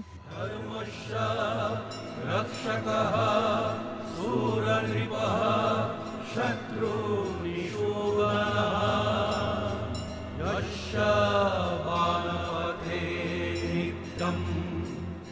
ইতিমধ্যে আমি কথা পাতি আছোঁ অভিনেতা অভিনেত্ৰীসকলৰ সৈতে যি নাটখনৰ সৈতে জড়িত এই নাটখনত এটা বলিষ্ঠ চৰিত্ৰ অভিনয় কৰিছে অসমীয়া ছবি জগতৰ এগৰাকী জনপ্ৰিয় আমি যাক ৰোমান্টিক নায়ক বুলি কওঁ আচলতে পল ফুকন আৰু এইবাৰ পল ফুকনক কিছু ব্যতিক্ৰমী ৰূপত আমি দেখিবলৈ পাম এই নাটকখনত সম্পূৰ্ণভাৱে এক যুদ্ধাভিমুখী তেখেতৰ এক চৰিত্ৰ এই নাটকখনত দেখিবলৈ পাম বিশেষকৈ মই উৎসুকতা বৃদ্ধি পাইছে মোৰ এই চৰিত্ৰটো চাবলৈ কিন্তু পলদা এই ক্ষেত্ৰত আপোনাৰ মতামত জানিব বিচাৰে হয় আচলতে কি মানে চৰিত্ৰ এটা কৰিছোঁ এখন নাটকত খুবেই ভাল লাগিছে কৰি আৰু প্ৰতি বছৰ দৰে প্ৰজ্ঞাই খুব সুন্দৰ এটা আয়োজন কৰে যোৱা বছৰ আমি মঞ্চস্থ কৰিছিলোঁ চিলাৰায় তাৰ আগৰ বছৰ হৈছিলে লাচিত এই বছৰ পৃথু মহাৰাজৰ ওপৰত পৃথু গতিকে আৰু এটা নজনা দিশ এটা আচল কথা আমি আচলতে মই ব্যক্তিগতভাৱে পৃথুৰ বিষয়ে বৰ ভালকৈ নাজানিছিলোঁ বুলিয়ে ক'ব লাগিব আমি আচলতে জ্ঞাত নাছিলোঁ এই বিষয়ে আমি আহোমসকলৰ দিনৰ কথাটো জানো ভাস্কৰ বৰ্মনৰ কথা জানো কিন্তু অসম বুৰঞ্জীখনত যে পৃথু যে ইমান এজন শক্তিশালী যোদ্ধা আছিলে এজন ইমান ডাঙৰ বীৰ আছিলে এই কথা আমি নাজানিছিলোঁ আৰু প্ৰজ্ঞাই এই যিটো ইনিচিয়েটিভ লৈছে মই ভাবোঁ যে গোটেই মানুহ আহক ইনিচিয়েটিভ লৈছে যিটো প্ৰজ্ঞাই নতুন প্ৰজন্মই নৱপ্ৰজন্মই পৃথুৰ বিষয়ে জানক আৰু নিজে আচলতে গৌৰৱান্বিত হ'ব যে আমি ইমান এখন বীৰ বীৰাংগনা দেশৰ সন্তান য'ত অতীজতে পৃথুৰ দৰে এজন মহাৰাজ আছিলে আমাৰ ইয়াতে যি বিৰাট বুদ্ধিমত্ত আছিলে যি নিজৰ জ্ঞানী আছিলে বীৰটো আছিলেই তাৰোপৰিও এজন বিৰাট মানে বুদ্ধিমান এজন ৰজা আছিলে যাৰ শাসনত তুৰ্কীয়ে আক্ৰমণ কৰিবলৈ অহা নালন্দা বিশ্ববিদ্যালয় আক্ৰমণ কৰি যেনেকৈ চাৰখাৰ কৰি আহিছিলে এফালৰ পৰা ঠিক তেনেকৈ আমাৰ ইয়াতে আক্ৰমণ কৰিব খুজিছিলে কিন্তু পৃথুৰ বীৰত্বৰ কাৰণে বীৰত্ব আৰু বুদ্ধিমত্তাৰ কাৰণে সেই তুৰ্কী বাহিনী ইয়াত পৰাস্ত হৈছিলে খিলিজি গতিকে সেই ঘটনাটো আমি অসম মানে আমাৰ তেনেকুৱা কিতাপ নাই আচল কথা পৃথুৰ বিষয়ে জানিবলৈ বা শিকিবলৈ তেনেকুৱা ধৰণৰ কিতাপ নাই আৰু গুগলতো চাৰ্চ কৰিলে তেনেকুৱা পোৱা নাযায় এই নাটকখনত সবিশেষ ইয়াক দেখুওৱা গৈছে গতিকে মই সকলোকে আহ্বান জনাম যে এই নাটকখন চাওক আৰু নিজে অসমবাসী হিচাপে এটা মানে বিৰাট প্ৰাউড ফিল কৰিব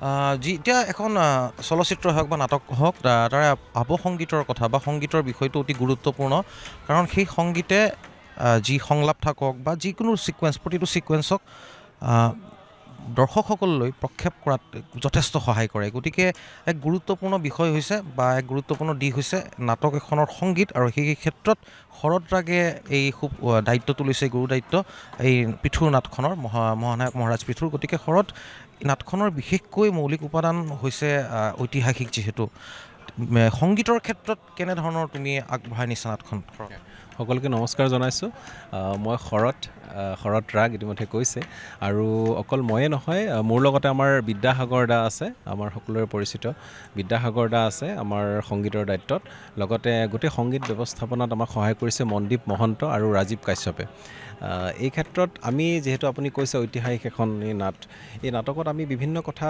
চিন্তা কৰিব লগা হৈছে কি ধৰণৰ মিউজিক কৰিম বা তাৰ বেকগ্ৰাউণ্ড যি আৱসংগীত কৰোঁতে কি ধৰণৰ কৰিম কাৰণ কিয় আমি যে মন লাগিলে তাত আধুনিকতা যদি আমি ভৰাম বুলি ভাবোঁ সেইটো হয়তো কিছু ক্ষেত্ৰত আমি লিমিটেশ্যনবোৰ চাব লগা হ'ব কাৰণ কিয় সেইটো সময়ত জনগোষ্ঠীয় যি আমাৰ কিছুমান গীত আছিলে আমাৰ মাছমৰীয়া কিছুমান গীত আছিলে লোকসংগীত কিছু আছিলে সেই লোকসংগীতখিনিক আমি খুব ৰভাৱে আমি ইয়াত চেষ্টা কৰিছোঁ আমি শুনাবলৈ লগতে দেৱীমাৰ এটি খুব সুন্দৰ গীত আছে আপোনালোকে যেতিয়া আহিব উপভোগ কৰিব নাটকখনি চাব পাৰিব দেৱীমাৰ এটি খুব সুন্দৰ গীত আছে লগতে আমি বাথৌ পূজাৰ এক গীত কৰা হৈছে য'ত দৰং অঞ্চলৰ অকণমান আমি দেওধনীৰ এক তাত নৃত্যশৈলী আমি ব্যৱহাৰ কৰিছোঁ ঠিক তেনেকুৱা ধৰণৰ কিছুমান মিউজিক কৰা হৈছে এই ইয়াত আপোনালোকে দেখিব যে মিউজিকখিনিত অকল এটা পৰ্যায় এটা টাইপৰ নাই বিভিন্ন ধৰণৰ মিউজিক আছে ভেৰিয়েশ্যন আছে আমি ভেৰিয়েশ্যন তাত দেখিবলৈ পাব য'ত মই কোৱাৰ নিচিনা শ্লোকৰ আছে লগতে সেই সময়ত অকণমান বেংগলী যিটো আমাৰ ঢোল সেই বাদনটো আমাৰ পূজাৰ যি পৰিৱেশ সেই পৰিৱেশখিনি আমি ব্যৱহাৰ কৰিছোঁ বেংগলী ঢোল লগতে আমাৰ যি জনগোষ্ঠীয় কিছুমান বাদ্য আমি ব্যৱহাৰ কৰিছোঁ তো আপোনালোকে চালে ভাল পাব গতিকে আহিব অহা 12 আৰু 13 মাৰ্চ প্ৰজ্ঞাৰ দ্বাৰা ইয়াৰ আগতো হৈছিলে মহাবীৰ চিলাৰে নাটখনি হৈছিলে লাচিত বৰফুকনৰ ওপৰত হৈছিলে গতিকে এইবাৰ লোৱা হৈছে মহানায়ক মহাৰাজ পৃথু আৰু আপোনালোকে আহিলে গম পাব আৰু বিশেষকৈ মই অনুৰোধ জনাইছোঁ আমাৰ যি কণ শিশুসকল বা যি উদীয়মান যি আজিৰ মানে প্ৰজন্ম তেওঁলোকক লৈ অহাটো খুব দৰকাৰ মানে অভিভাৱকে কাৰণ কিয় তেওঁলোকে বহুতে নাজানে এই পৃথুখনৰ কথা যেতিয়া আমি কওঁ বহুতে সোধে যে পৃথু কি কোন মানে বুজি নাপায় গতিকে সেয়েহে এইখন নাটক চালে গম পাব যে আমাৰ কামৰূপখন কি ধৰণে ৰক্ষা পৰিছিলে পৃথু মহাৰাজৰ কাৰণে গতিকে আহক আমি সকলোৱে আপোনালোকৰ যি উপস্থিতি কামনা কৰিছোঁ এইখিনি আৰু লগতে আমাৰ বিভিন্নজন শিল্পী আছেই সংগীতৰ ক্ষেত্ৰত বিভিন্নজনে আমাক সহায় কৰিছে সহযোগ কৰিছে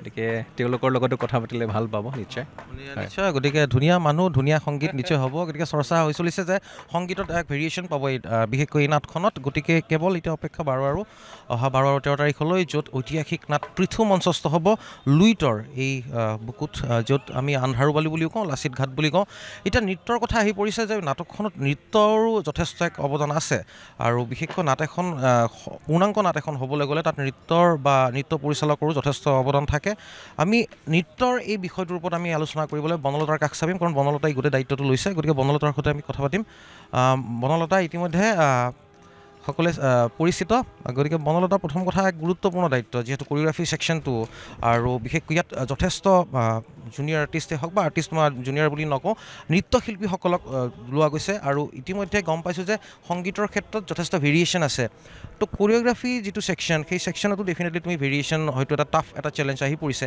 তো তুমি কেনেকৈ চিংক্ৰনাইজ কৰিছা বা কেনেকৈ আগুৱাই লৈ গৈছা বনলতা হয় সকলোকে নমস্কাৰ জনাইছোঁ এই আচলতে প্ৰথমতে মই ক'ব খুজিম মই এই বৃহৎ অনুষ্ঠানটোৰ লগত জড়িত হ'বলৈ পাই খুবেই আনন্দিত আৰু খুবেই সৌভাগ্য বুলি ভাবিছোঁ আৰু মোক যিহেতু এটা গধুৰ দায়িত্ব দিয়া গৈছে কোৰিঅ'গ্ৰাফি আৰু লগতে মই অভিনয়ো কৰি আছোঁ কোৰিঅ'গ্ৰাফিটোত এইটোৱে চোৱা গৈছে যিহেতু ইয়াত ভেৰিয়েশ্যন আছে বহুতখিনি প্ৰথমতে আমাৰ বংগৰ এটা মন্দিৰ দেখুওৱা হৈছে বংগৰ মন্দিৰত যেনেকৈ আমাৰ দুৰ্গা পূজা টাইমত ঢাক ঢোলৰ এটা যি নৃত্য কৰা হয় ধূনা দানি লৈ পিনে সেইটো তেনেকুৱাকৈ আৰম্ভ কৰি যিহেতু পৃথুৰ কথা আমাৰ কামৰূপৰ লগত জড়িত কামৰূপীয়া কালচাৰ এটাও দেখুওৱা গৈছে য'ত আমাৰ কেইবাটাও ট্ৰাইব মিক্স কৰি যেনেকৈ ৰাভা বড়ো গোটেইখিনি মিক্স কৰি পিনে এটা কোৰিঅ'গ্ৰাফি কৰা গৈছে য'ত ফ'ক ফ্লেভাৰটো ৰাখি পিনে তাৰপিছত তাৰ লগতে যিটো ডিমাণ্ড কৰিছে ধৰক মন্দিৰৰ দেখাওঁতে আমি সেইটো হিচাপে কৰি গৈছোঁ ভেৰিয়েশ্যন এটা ৰখা গৈছে আশা কৰোঁ সকলোৱে ভাল পাব আৰু সকলোকে মই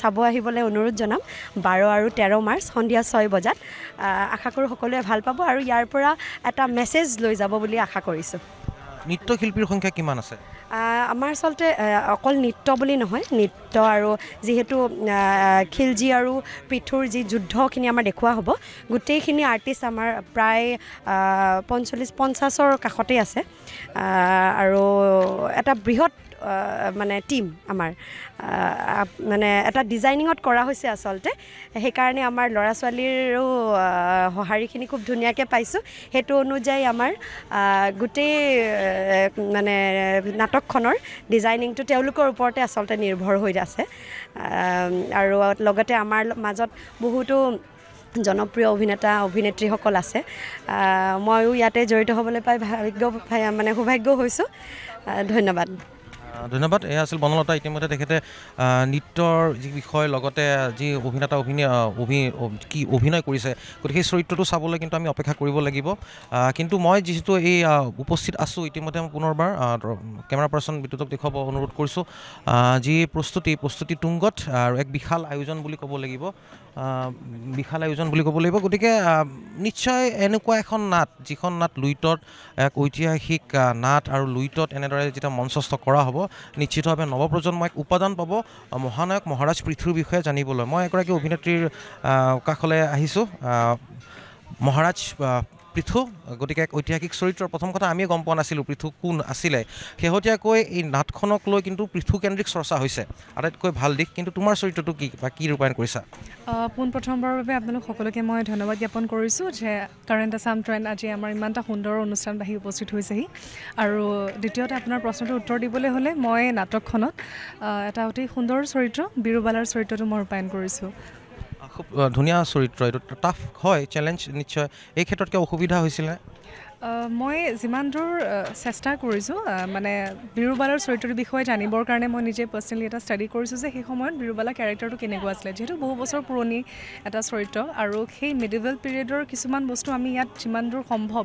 সন্নিৱিষ্ট সম্পূৰ্ণৰূপে কৰিব পৰা নাই যদিও যিমান দূৰ আমাৰ মানে যথাসম্ভৱ আমি চেষ্টা কৰিব পাৰোঁ সেইখিনি কৰিছোঁ আৰু ছেল্ফ ষ্টাডি কৰাৰ উপৰিও যিখিনি পাৰোঁ সেইখিনি কৰিবলৈ চেষ্টা কৰিছোঁ গতিকে আশা কৰোঁ সকলোৱে ভাল পাব নিশ্চয় নাটখনত তুমি ৰূপায়ণ কৰা যিটো চৰিত্ৰ সেই চৰিত্ৰ নাটকীয় এক মুহূৰ্ত মনত আছেনে যিটো নাটকীয় মুহূৰ্ত তোমাকো মানে হৃদয়ত স্পৰ্শ কৰে যে অতি সুন্দৰ এক নাটকীয় মুহূৰ্ত ইতিমধ্যে গম পাইছোঁ যে বহুকেইটা নাটকীয় মুহূৰ্ত অতি সুন্দৰ হৈছে পৰিচালকে অতি সুন্দৰভাৱে উপস্থাপন কৰিছে কিন্তু তুমি মনত থকা যদি অকণমান দৰ্শকসকলক এটা ছাছপেন্স ৰাখি কাৰণ সম্পূৰ্ণ নাটকখন চাবলৈ কিন্তু আমি 12-13 তাৰিখে আহিবই লাগিব কিন্তু জানিব বিচাৰিম অকণমান এটা সৰু যদি সংলাপ মনত থকা বিৰুবালা চৰিত্ৰটি যেতিয়া মহাৰাজ পৃথুৰ কাষলৈ যায় তেখেত যুদ্ধৰ বাবে যেতিয়া আমি প্ৰিপেয়াৰ হওঁ আৰু সেই সময়ত এটা সুন্দৰ ডাইলগ মহাৰাজ পৃথুক কেন্দ্ৰ কৰি পেলাই আমি কোৱা হয় মহাৰাজে যদি আদেশ কৰে অশ্বক্লান্ত পাহাৰৰ নিজৰা নহয় শিলত শত্ৰুক আচাৰি মাৰিম গছৰ আম বকৰি দলোৱাই নহয় পাহাৰবোৰৰ গছত উঠি আম বকৰি দলোৱাই দিম শত্ৰুৰ মূল গতিকে এনেকুৱা ধৰণৰ অকণমান চেলেঞ্জিং ডাইলগ য'ত অকণমান আমি যুদ্ধৰ বাবে প্ৰিপেয়াৰ হওঁ সেইখন সময়ত আৰু তেনেকুৱা ধৰণৰ যিহেতু যুদ্ধ এখনক লৈ পেলাই এণ্টায়াৰ ড্ৰামাখন আৰু যেতিয়া নাটকখনৰ বিষয়ে ষ্টাডি কৰিছিলোঁ তেতিয়া এটা কথা মনলৈ আহিছে যে আজি আমি নাটক হিচাপে আমি কৰিছোঁ নহয় জানো কিন্তু এটা জীৱন্ত ঘটনা গতিকে সেই জীৱন্ত ঘটনাটোক এনেধৰণে আমি সুচাৰুৰূপে আকৌ সেই জীৱন্ত সেই অনুভূতিখিনি প্ৰত্যেকজন অডিয়েন্সৰ মাজত জগাই তুলিবলৈ হ'লে আমাৰ ইয়াৰ মাজত ডেফিনেটলি বহুতো কষ্ট নিহিত হৈ আছে গতিকে আমি যিমান দূৰ সম্ভৱ চেষ্টা কৰিছোঁ আশা কৰোঁ দৰ্শকে ভাল পাব ধন্যবাদ গতিকে কিছু চেলেঞ্জ থাকিব যিহেতু পিৰিয়ড এক ড্ৰামা আৰু এনেধৰণৰ নাটকসমূহত ব্যয়ো বহু থাকে গতিকে সাহস লাগিব আৰু প্ৰজ্ঞা সেই সাহস কৰিছে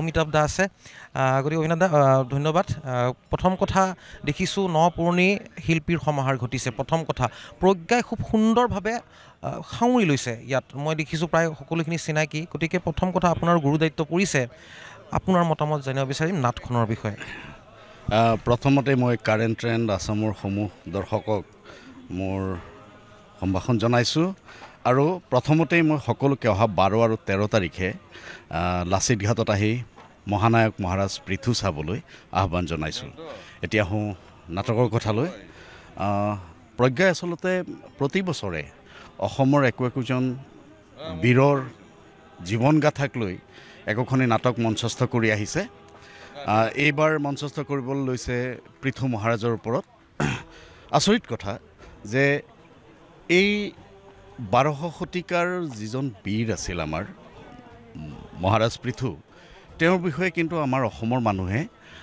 ভালদৰে নাজানে আচলতে 12শ শতিকাত অসমত বুৰঞ্জীৰ প্ৰচলন নাছিলেই আহোমসকল যেতিয়া আহিছিলে তাৰ পাছতহে আমাৰ বুৰঞ্জী লিখা আৰম্ভ কৰিছিলে আহোম স্বৰ্গদেউসকলৰ দিনত গতিকে আমাৰ সেই 12শ শতিকাত তেওঁ যিটো কাম কৰিলে আচৰিত হ'ব যে বখতিয়াৰ খিলজীয়ে মানে যি তুৰ্কী ৰজা বখতিয়াৰ খিলজীয়ে এফালৰ পৰা মষিমূৰ কৰি আহিছিলে হিন্দু মঠ মন্দিৰ ভাঙি চুৰমাৰ কৰিছিলে তাৰপিছত নালন্দাৰ নিচিনা এখন বিশ্ববিদ্যালয় জ্বলাই শেষ কৰি দিছিলে তাত থকা যিমানবিলাক আমাৰ ঐতিহাসিক পুথিপাজি আছিলে সকলোবিলাক জ্বলাই শেষ কৰি দিছিলে সেই বখতিয়াৰ খিলজী লাহে লাহে আহি বংগত প্ৰৱেশ কৰিলে বংগৰ পৰা আহিলে অসমত আৰু আচৰিত কথা যে পৃথুৰ যিটো বুদ্ধিমত্তা তেওঁৰ সেই বুদ্ধিমত্তাৰ দ্বাৰা বখতিয়াৰ খিলজী অসমত পৰাজিত হৈছিল যিটো কথা কিন্তু আমাৰ অসমৰ মানুহেই নাজানে সেই এনেকুৱা এজন মহান বীৰ আমাৰ ইয়াত স্বল্পখ্যাত হৈ থাকিল গতিকে তেওঁক পুনৰ আমি অসমৰ জনগণৰ মাজত বা সমূহ ভাৰতবাসীৰ মাজত তেওঁক পুনৰ জগাই তুলিবৰ কাৰণে তেওঁৰ সেই বীৰত্বৰ কথা ভাৰতবাসীৰ আগত জ্ঞাত কৰিবৰ কাৰণে আমি আকৌ প্ৰচেষ্টা এটা হাতত লৈছোঁ তাৰ ফলস্বৰূপে আমি এইবাৰ পৃথু নাটকখন মঞ্চস্থ কৰিবলৈ লৈছোঁ বহুত কষ্ট কৰি এই নাটকখন হিলোল কুমাৰ পাঠকে লিখি উলিয়াইছে আৰু মোৰ বন্ধুবৰ অসীম কৃষ্ণ বৰুৱাই এই নাটকখন পৰিচালনা কৰিছে বিভিন্নজন অসমৰ শিল্পীয়ে ইয়াত অংশ লৈছে আমাৰ মূল চৰিত্ৰটো ৰূপায়ণ কৰিছে দিব্যজ্যোতি দাসে তাৰপিছত ভৱেশ দা আছে মালা গোস্বামী আছে, পল ফুকন আছে, বিজিত দেৱ চৌধুৰী, ময়ো এটি চৰিত্ৰত ভূঞা বুলি পৃথুৰ এজন মন্ত্ৰী পৰিষদৰ এজন সদস্য, মই সেই চৰিত্ৰটোত ৰূপায়ণ কৰিছোঁ আৰু আশা কৰোঁ এটা বিশাল প্ৰযোজনা আচলতে ক'বলৈ গ'লে যিটো ধৰণে আমি কামটো কৰিবলৈ লৈছোঁ এইটো এটা বিশাল প্ৰযোজনা। এনেকুৱা প্ৰযোজনা আচলতে খুব অসমত এমেচাৰ নাট্য দলে কৰিব মানে বিৰল আচলতে আৰু প্ৰজ্ঞাই যিহেতু এই উদ্যোগটো হাতত লৈছে এইটো আচলতে অতি সুন্দৰ পদক্ষেপ, অতি সুন্দৰ প্ৰচেষ্টা। এটা বৃহৎ প্ৰায় 100জনীয়া এটা দলে ইয়াত অংশগ্ৰহণ কৰিছে। চব মানে আৰ্টিষ্ট আছে, বেলেগ ডান্সৰ আছে, তাৰপিছত আমাৰ যিবিলাক যুদ্ধৰ সমৰ কৌশল যিখিনি আছে সেইখিনিৰ কাৰণে বেলেগ বেলেগ ল'ৰা ছোৱালী আছে। তাৰোপৰি বাকী আমাৰ অভিনয় শিল্পীসকলতো আছেই, লাইট ডিজাইন তেনেকৈ কৰিছে। এটা বিশাল মঞ্চত লাইটো যথেষ্টখিনি লগা হৈছে চাউণ্ডৰ কাৰণে। এতিয়া এটা মুকলি মঞ্চত কৰাৰ কাৰণে চাউণ্ডৰ ক্ষেত্ৰত আমি সাৱধানতা ল'বলগীয়া হৈছে। গতিকে প্ৰায় আমি ভাবিছোঁ যে আমি মানে লেপেল ল'বই লাগিব, কাৰণ নহ'লে হয়তো গতিকে সেইখিনিও যথেষ্ট সংখ্যক লেপেলৰ প্ৰয়োজন হ'ব। গতিকে চাউণ্ডৰ ক্ষেত্ৰতো যথেষ্ট এইটো ব্যয়বহুল প্ৰয়োজনা এটা, সেইকাৰণে হয়তো এনেকুৱা এটা প্ৰয়োজনা হাতত লোৱাৰ কাৰণে এইজন বীৰক সকলোৰে আগত চিনাকি কৰি দিবৰ কাৰণে প্ৰজ্ঞাই যি প্ৰচেষ্টা হাতত লৈছে সেই তাৰ অংশীদাৰ হ'বলৈ পাই মই নিজকে ধন্য মানিছোঁ। আৰু মই সকলোকে পুনৰবাৰ আহ্বান জনাইছোঁ যে আপোনালোক এই নাটকখন চাবলৈ আহক লাচিত ঘাটলৈ অহা 12-13 তাৰিখে। আৰু আশা কৰোঁ আপোনালোক নিৰাশ নহ'ব আৰু এজন বীৰৰ বিষয়ে আপোনালোকে অসমৰ এজন স্বল্পখ্যাত বীৰগাথাৰ বিষয়ে আপোনালোকে জানিব পাৰিব। ধন্যবাদ। ধন্যবাদ। ইতিমধ্যে আমি কথা পাতি আছোঁ সমূহ কলা কুশলী অভিনেতা অভিনেত্ৰীসকলৰ সৈতে, আৰু কাৰণ মাজত মাথো যিহেতু এটা দিন, গতিকে তাৰ পাছতে 12-13 তাৰিখে মঞ্চস্থ হ'ব। গতিকে আমাৰ বিশেষ সেইগৰাকী ব্যক্তি যিগৰাকী ব্যক্তিৰ কাৰণে সফল হোৱা বুলি ক'ব লাগিব। গতিকে দাদা আছে, অসীম দা আছে, প্ৰথমে আপোনাক নমস্কাৰ জ্ঞাপন কৰিছোঁ। পৃথু ক'ব গ'লে ৰেফাৰেঞ্চ আমি কেৰেক্টাৰ ক'তো নাপাওঁ যে এই কেৰেক্টাৰটো বা সেই চৰিত্ৰটো চাই আমি আমাৰ মানস পটত আমি নিজকে সেই কেৰেক্টাৰত আমি ডুবাই দিম বা আমি সেই কেৰেক্টাৰ প্লে' কৰিম। কিন্তু পৃথু চৰিত্ৰটো যেতিয়া নাটকীয় ৰূপ দিব লগা হয়, যিটো চৰিত্ৰ আজি কোপত আমি দেখাই নাই, ভালদৰে শুনাই নাই, যথেষ্ট আপুনি প্ৰত্যাহ্বানৰ সন্মুখীন হ'ব লগা হৈছে নিশ্চিতভাৱে। জানিব বিচাৰিম আপোনাৰ পৰা। প্ৰথম কথা প্ৰজ্ঞাক ধন্যবাদ দিছোঁ এইবাবেই যে আমি লাচিত বৰফুকনৰ কথা জানো, মহাবীৰ চিলাৰায়ৰ কথা জানো, দুয়ো আমাৰ জাতীয় বীৰ। এইবোৰ সময়ে সময়ে সময়ৰ প্ৰত্যাহ্বান গ্ৰহণ কৰি জাতিটোক নিৰাপত্তা দিয়া বীৰ। এই যি আমি মহাৰাজ পৃথু ৰায়, এই ৰজাজন কামৰূপ ৰাজত্ব কৰা খেন বংশৰ ৰজা। এওঁ বৈশিষ্ট্যটো হ'ল যে যেতিয়া 1191-92 সেই সময়ছোৱাত খ্ৰীষ্টাব্দত যেতিয়া মহম্মদ ঘুৰিয়ে ভাৰত আক্ৰমণ কৰিছিল, ভাৰত আক্ৰমণ কৰি তেওঁ ইয়াতে কুতুবুদ্দিন আইবাকৰ নেতৃত্বত দাস বংশ প্ৰতিষ্ঠা কৰিবলৈ আকৌ গজনীলৈ উভতি গৈছিল। সেই কুতুবুদ্দিন আইবাকৰে আন এজন সেনাপতি বখতিয়াৰ খিলজী, সেই বখতিয়াৰ খিলজী তেওঁ এফালৰ পৰা ভাৰতবৰ্ষৰ সেই পশ্চিম সীমান্তৰ পৰা ক্ৰমান্বয়ে আগবাঢ়ি আহি বংগদেশ বুলি ক'লে আজি তাৰিখৰ পশ্চিমবংগ, বাংলাদেশ, এই সমগ্ৰ অঞ্চলটো পৰে। তাৰপিছত তেওঁলোকৰ অভিযানৰ উদ্দেশ্য আছিল তিব্বত, চীন দেশ। আৰু তিব্বত, চীন দেশলৈ যাবলৈ হ'লে তেওঁলোকে বাটটো ঠিক কৰিছিল কামৰূপৰ মাজেদি, আৰু সেইটো কামৰূপৰ ৰজা পৃথুৰ বাবে, সমগ্ৰ সেই সময়ৰ আমাৰ ৰাজ্যখনৰ বাবে, এই ইয়াৰ থলুৱা অধিবাসীসকলৰ বাবে চূড়ান্ত বিপদ তথা আশংকাৰ এটা পৰিস্থিতিৰ সৃষ্টি হৈছিল। তেনে অৱস্থাত বখতিয়াৰ খিলজীৰ যি শক্তি সামৰ্থ্য, সেই শক্তি সামৰ্থ্যৰ ওচৰত চাব গ'লে পৃথুৰ শক্তি সামৰ্থ্য তুলনামূলকভাৱে কম। কিন্তু সেই কম শক্তি সামৰ্থ্যক, সামৰিক শক্তি হওক, অৰ্থনৈতিক শক্তি হওক, সেইটোক বখতিয়াৰ খিলজীয়ে অতুলনীয় বিচক্ষণতাৰে, নেতৃত্বৰে, সাহসেৰে, কৌশলেৰে এনেকুৱা এটা অৱস্থালৈ লৈ গ'ল বখতিয়াৰ খিলজীক যে বখতিয়াৰ খিলজী চূড়ান্তভাৱে অসহায় হৈ এই দেশৰ পৰা বিদায় ল'বলগীয়া হ'ল। আৰু নাটকৰ কাহিনীত আছে এনে এটা পৰিস্থিতিৰ সৃষ্টি হ'ল য'ত পৃথু আৰু তেওঁৰ বাহিনীটোৱে বখতিয়াৰ খিলজীক বন্দী কৰিছে, আৰু সেই বন্দী কৰা যিসকল সৈন্য সেইবিলাক আমাৰ থলুৱা অধিবাসী। সেই বন্দী কৰাৰ পিছত পৃথুৱে কয় যে মই ইচ্ছা কৰিলে আপোনাক হত্যা কৰিব পাৰোঁ, বধ কৰিব পাৰোঁ, কিন্তু নকৰোঁ। মোৰ যি ধৰ্ম, মোৰ যি সংস্কৃতি, তাত মানুহক হত্যা কৰাৰ কথা কোৱা হোৱা নাই, আৰু গতিকে মই আপোনাক বিদায় দিছোঁ বখতিয়াৰ খিলজী। আৰু বক্তিয়াৰ খিলজী একেবাৰে নিঃস্ব অৱস্থাত, একেবাৰে শ্ৰান্ত ক্লান্ত পৰিশ্ৰান্ত পৰাজিত অৱস্থাত এই কামৰূপ এৰি গুচি গ'ল আৰু সেই গোটেই কথাখিনি কানাই বৰশী বোৱা শিলালিপিত আজিও লিপিবদ্ধ হৈ আছে। গতিকে এনে এটা চৰিত্ৰক এই ঐতিহাসিক পটভূমিত যিহেতু আমি ইমান জনপ্ৰিয় বুলি ক'ব খোজা নাই, জনপ্ৰিয় কৰিবৰ কাৰণে, কাৰণ জনপ্ৰিয় কৰিবই লাগিব নতুন প্ৰজন্মৰ মাজত বৃহৎ সমাজখনত, যে আমাৰ এনে এজন বীৰে আমাক নিৰাপত্তা দিয়াৰ কাৰণে আজি আমি জাতি হিচাপে এই থলুৱা মানুহবোৰ জীয়াই থাকিব পাৰিছোঁ সসন্মানে। সেই প্ৰচেষ্টাত এই মহান বীৰ মহানায়ক পৃথুৰ যি জীৱনগাথা, সেই জীৱনগাথাকেই প্ৰজ্বলিত কৰিবৰ কাৰণে, উদ্ভাসিত কৰিবৰ কাৰণে, প্ৰচাৰ প্ৰসাৰ কৰিবৰ কাৰণে প্ৰজ্ঞাৰ এই উদ্যোগ মহানায়ক মহাৰাজ পৃথু।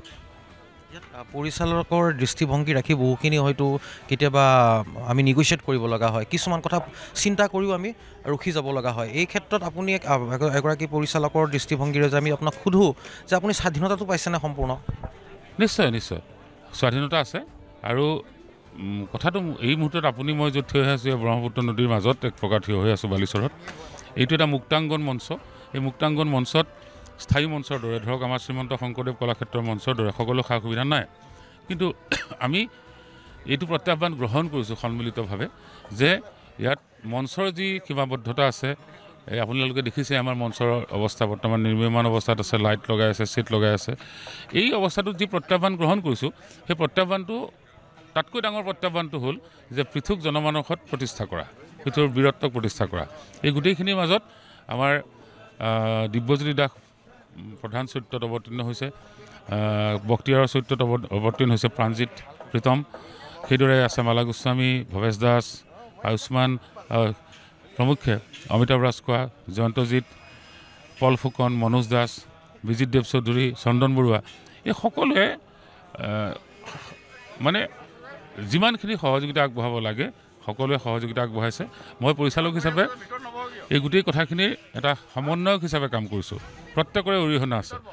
এমেচাৰ নাটক এখন কৰাৰ যি চৰিত্ৰ, সেই চৰিত্ৰটো ইয়াত সম্পূৰ্ণ আমি প্ৰতিফলিত হৈছে যে আমি নাটক কৰা দিয়ে কৰিছোঁ।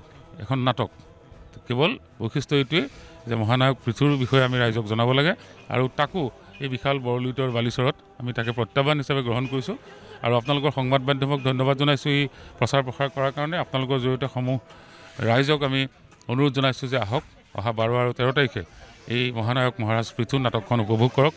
আমাৰ নিশ্চয় বিভিন্ন ক্ষেত্ৰত কৰণীয় থাকিব, কিন্তু আমি ভাবিছোঁ যে মহানায়ক মহাৰাজ পৃথুক সমাজৰ প্ৰতি প্ৰজন্মৰ ওচৰলৈ লৈ যোৱা, আৰু আপোনালোক সকলো আহিব, তাৰ বাবে ধন্যবাদ জনালোঁ আগতীয়াকৈ আৰু ওলগ জনালোঁ।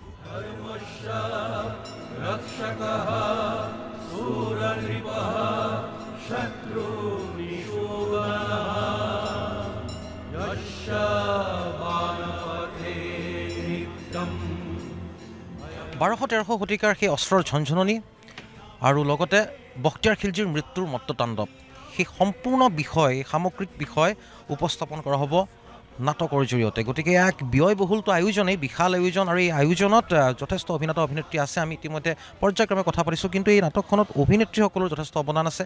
বনলতাৰ লগত আমি ইতিমধ্যে কথা পাতিছোঁ, কিন্তু মালা বাইদেউ আছে, অভিনেত্ৰী আন দুগৰাকী অভিনেত্ৰী আছে, চিনাকি মুখ আটাইকেইগৰাকী। প্ৰথমে মই কাষ চাপিছোঁ যে পৃথু যিহেতু ঐতিহাসিক নাটক, অৰ্থাৎ এক পিৰিয়ড ড্ৰামা, ঐতিহাসিক নাটকৰ ক্ষেত্ৰত সাজ সজ্জাৰ লগতে নিজৰ যি প্ৰকাশভংগী, এখন সামাজিক নাটকত যিদৰে প্ৰকাশভংগী আমি কৰোঁ, ঐতিহাসিক নাটক কিন্তু প্ৰকাশভংগীটো খুব সুকীয়া হয়।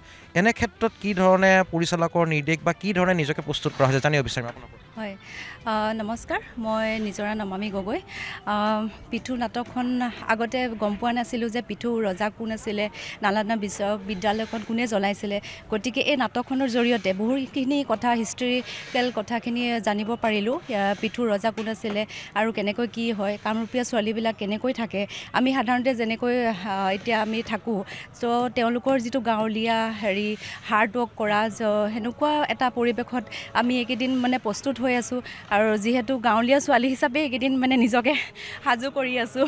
হয় হয়, আৰু এনেকুৱা যে কেনেকুৱাকৈ থাকে তেওঁলোকৰ পিন্ধা উৰা, কথা বতৰাবিলাক আৰু মানে থকা ঢংবিলাক, আমি জেনেৰেলি যেনেকৈ ষ্টাইল কৰি থাকোঁ সেনেকুৱাটো নহয়, তেওঁলোকে নৰ্মেল, সেনেকুৱাকৈ সেইখিনি প্ৰস্তুত কৰি আছোঁ এইকেইদিন। আৰু পৃথু নাটকখন আপোনালোকে সকলোৱে চাবলৈ আহিব 12-13 মাৰ্চত লাচিত ঘাটত, মহানায়ক মহাৰাজ পৃথু। আৰু এই নাটকখন ৰচনা কৰিছে হিল্লোল কুমাৰ পাঠক, আৰু পৰিচালনা কৰিছে অসীম কৃষ্ণ বৰুৱা আৰু উপস্থাপন কৰিছে আমাৰ প্ৰজ্ঞা উদ্যোগত আৰু মন্মথ বৰুৱাদেৱে। গতিকে আপোনালোকে সকলোৱে পিঠু নাটক চাবৰ কাৰণে আহিব বুলি আশা কৰিছোঁ। খুব সুন্দৰ। গতিকে অভিনেত্ৰীসকল আছে যেতিয়া নাটকখনৰ কিছু নাটকীয় মুহূৰ্ত অলপ শুনিব বিচাৰিম যদি তেনে নাটকীয় মুহূৰ্ত আছে। আৰু বাকী দৰ্শকসকলে কিন্তু পূৰ্ণাংগ নাটখন চাবলৈ কিন্তু লাচিত ঘাটত আহিব লাগিব 12-13 তাৰিখ। কিন্তু অকণমান কিছু শুনিব বিচাৰিম। ৰতন, ইয়াত মহাৰাজৰ খং উঠা কাৰণ ক'ত? আৰু যদি মহাৰাজে সঁচাকৈ আমাৰ ওপৰত খং উঠে তেন্তে কিন্তু জানিবি আমাৰ দেশ নিশ্চয় পতন হ'ব। খুব সুন্দৰ, ধন্যবাদ। গতিকে সম্পূৰ্ণ অভিনয় চাবলৈ আমি আহিব লাগিব। মোৰ আৰু এগৰাকী অভিনেত্ৰী আছে, মই অলপ আগুৱাই আহিবলৈ অনুৰোধ কৰিছোঁ। মহাৰাজ পৃথু এক ঐতিহাসিক নাট। মই পুনৰাই কৈছোঁ, আমি যদি চাওঁ দৰ্শকসকলক জ্ঞাতাৰ্থে আমি কৈছোঁ যে যাত্ৰা পাৰ্টি যেতিয়া আছিল সেই ঐতিহাসিক নাটসমূহৰ প্ৰাসংগিকতা আছিল। তাৰপাছত যাত্ৰা পাৰ্টিৰ পৰা কিছু পৃথক হৈ ভ্ৰাম্যমান হ'ল। গতিকে দুটা ধাৰাৰ নাটকৰ সৃষ্টি হ'ল আৰু তাৰ মাজতে MSR, যাক আমি অপেচাদাৰী নাট্যগোষ্ঠী বুলি কোৱা হয়। কিন্তু অপেচাদাৰী নাট্যগোষ্ঠীৰ ক্ষেত্ৰত প্ৰজ্ঞাই এই যি বিশাল আয়োজন কৰিছে সঁচাকৈ কিন্তু প্ৰশংসনীয়। আৰু সেই বিশাল আয়োজনৰে এগৰাকী সদস্য হৈ কেনে অনুভৱ আপোনাৰ পৰা জানিব বিচাৰিম। নমস্কাৰ, মই দীপানিতা দাস আৰু মহানায়ক মহাৰাজ পৃথুত মই ভৈৰৱী এটা বিশেষ চৰিত্ৰ, ভৈৰৱীৰ চৰিত্ৰটি মই ৰূপায়ণ কৰিছোঁ। আৰু ইতিমধ্যে আপুনি ক'লে যে অলপমান পৃথক, অলপমান নহয় বহুতখিনিয়ে পৃথক। এক আচলতে বিশাল আয়োজন। অকল মানে আমাৰ অভিনেতা অভিনেত্ৰীয়ে যে বহুত এনেকুৱা নহয়, কাৰিকৰী দিশতে হওক বা বিভিন্ন ক্ষেত্ৰত বহুত মানুহ জড়িত হৈ আছে আৰু এক বিশাল, বহুত বেছি বিশাল আয়োজন আচলতে। আৰু সম্পূৰ্ণতা আচলতে এনেকুৱা নাটক এনেধৰণে মঞ্চত কৰি পোৱা নাছিলোঁ। এয়া মোৰ বাবে প্ৰথম, যদিও মঞ্চত বিভিন্ন ধৰণে অভিনয় কৰি আহিছোঁ, এইটো পৰিৱেশত প্ৰথম। আৰু মই আশা কৰিছোঁ ৰাইজেও যাতে 12-13 মাৰ্চত আমাৰ লাচিত ঘাট ফাঁচী বজাৰ গুৱাহাটীত সকলোৱে আহক আৰু নিশ্চয়কৈ এটা বেলেগ এটা সোৱাদ পাব, বিশাল আয়োজন দেখিবলৈ পাব। ধন্যবাদ। কিন্তু নাটকীয় যিহেতু ভৈৰৱী চৰিত্ৰ এটা কৰিছে উপস্থাপন, অৰ্থাৎ প্লে কৰিছে, গতিকে ভৈৰৱীৰ কিছু যদি সংলাপ অলপ আমি দৰ্শকসকলক অকণমান কিছু আভাস দিওঁ যে ভৈৰৱে কি ধৰণৰ অভিনয় কৰিব। গতিকে নিশ্চিতভাৱে হয়তো ভৈৰৱীৰ যিসমূহ অনুৰাগী তেওঁলোকেও আহি পেলাই নাটকখনত উপস্থিত হ'ম বুলি আমি আশা কৰিছোঁ। অকণমান যদি নাটকীয় সংলাপ শুনিব বিচাৰোঁ ভাল লাগিব। নিশ্চয়। কাকা, ক'লৈ ওলাইছ তই? কি শুনিছোঁ মই এইবোৰ? আৰু খিলচি কোনে খিলচি? মোক সকলো কথা বুজাই কৈছা। ধন্যবাদ, খুব সুন্দৰ। গতিকে মই চাবলৈ এতিয়া মোৰ উৎসুকতা বৃদ্ধি হৈছে, কিন্তু ৰ'ব লাগিব 12 তাৰিখলৈ। মালা বাইদেউ আছে, গুৰুত্বপূৰ্ণ চৰিত্ৰত আপুনি অভিনয় কৰিছে। আৰু এই নাটখনত দৰ্শকসকলক মই জনাইছোঁ যে কিছু স্পৰ্শকাতৰ কিন্তু সেই বখতিয়াৰ খিলজীৰ যিসমূহ ক্ৰূৰতা আছিল সেই সময়ত, বিশেষকৈ হিন্দু নিধন হওক, বৌদ্ধসকলক নালন্দা বিশ্ববিদ্যালয়, তক্ষশিলা বিশ্ববিদ্যালয় যেতিয়া ধ্বংস কৰিছিলে, সেই পৃষ্ঠা অৰ্থাৎ সেই অধ্যায়, সেই কলা অধ্যায় কিন্তু ইয়াত পুংখানুপুংখভাৱে উপস্থাপন কৰা হৈছে। গতিকে মালা বাইদেউৰ পৰা জানিম যে সেই এক বিভীষিকা, এটা চৰিত্ৰ আমি জানিছোঁ যে এক বিভীষিকাৰ সেই চৰিত্ৰটো আপুনিও সমভাগী হৈছে এই যি মহাৰাজ পৃথু নাটকখনত। অকণমান আপোনাৰ বিষয়ে, আপোনাৰ চৰিত্ৰৰ বিষয়ে জানিব বিচাৰিম বাইদেউ।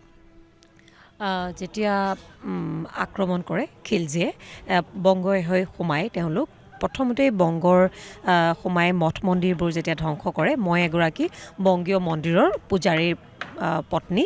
গতিকে যি অত্যাচাৰ কৰিছে যে তেওঁলোকক লাষ্টতো মাৰিয়ে পেলায়, ধৰ্ষণ কৰে, লুণ্ঠন কৰি পেলাই মাৰি পেলায়। গতিকে কি মৰ্মান্তিক এটা তাৰমানে ঘটনা। আৰু সঁচাকৈ তাৰমানে মই এইখন নাটকত জড়িত হৈ মহাৰাজ পৃথুৰ বিষয়ে যিখিনি কথা জানিব পাৰিছোঁ, সঁচাকৈ তাৰমানে মই চিৰকৃতজ্ঞ প্ৰজ্ঞা আমাৰ অনুষ্ঠানলৈ, কিয়নো আমাৰ সঁচাকৈ আমি অসম বুৰঞ্জী পঢ়িলেও পৃথুৰ কথা আমি তেনেকৈ পঢ়া নাছিলোঁ। কিন্তু সৰুৰে পৰা আমি পৃথু মহাৰাজৰ কথা ইমানখিনি নাজানো যে তেখেত ইমান বীৰ আছিলে, তেখেতে কেনেকৈ খিলজীক প্ৰতিহত কৰিছিলে, কেনেকৈ তেওঁ বাধা দিছিলে, পৰাজয় কৰিছিলে, সেইটো আমি সকলো অসমবাসীয়ে জনাটো বৰ প্ৰয়োজন। গতিকে তেতিয়াৰে এজন ইমান বীৰ এজনৰ কথা আমি জানিব পাৰিছোঁ এই নাটকৰ জৰিয়তে। গতিকে মই আশা কৰিম এই নাটকখন চাবলৈ সমূহ দৰ্শক আহক। আপোনালোকৰ মাধ্যমতে মই অনুৰোধ কৰিছোঁ 12 আৰু 13 মাৰ্চত লাচিত ঘাটত। গতিকে মই এয়াই অনুৰোধ কৰিছোঁ। আৰু চৰিত্ৰ হিচাপে মোৰ সৰু চৰিত্ৰ, কিন্তু সঁচাকৈ মৰ্মান্তিক চৰিত্ৰ, হয় মৰ্মান্তিক। মই বাকী মঞ্চৰ পাছৰ যিখিনি কাম কাজ সেইখিনিও চাম, কিন্তু মই অনুৰোধ জনাম যে ইমান সুন্দৰ এজন ৰজাৰ বিষয়ে আমি জানিবলৈ পাম এই নাটকৰ জৰিয়তে। গতিকে সকলো আহিব নাটক চাবলৈ।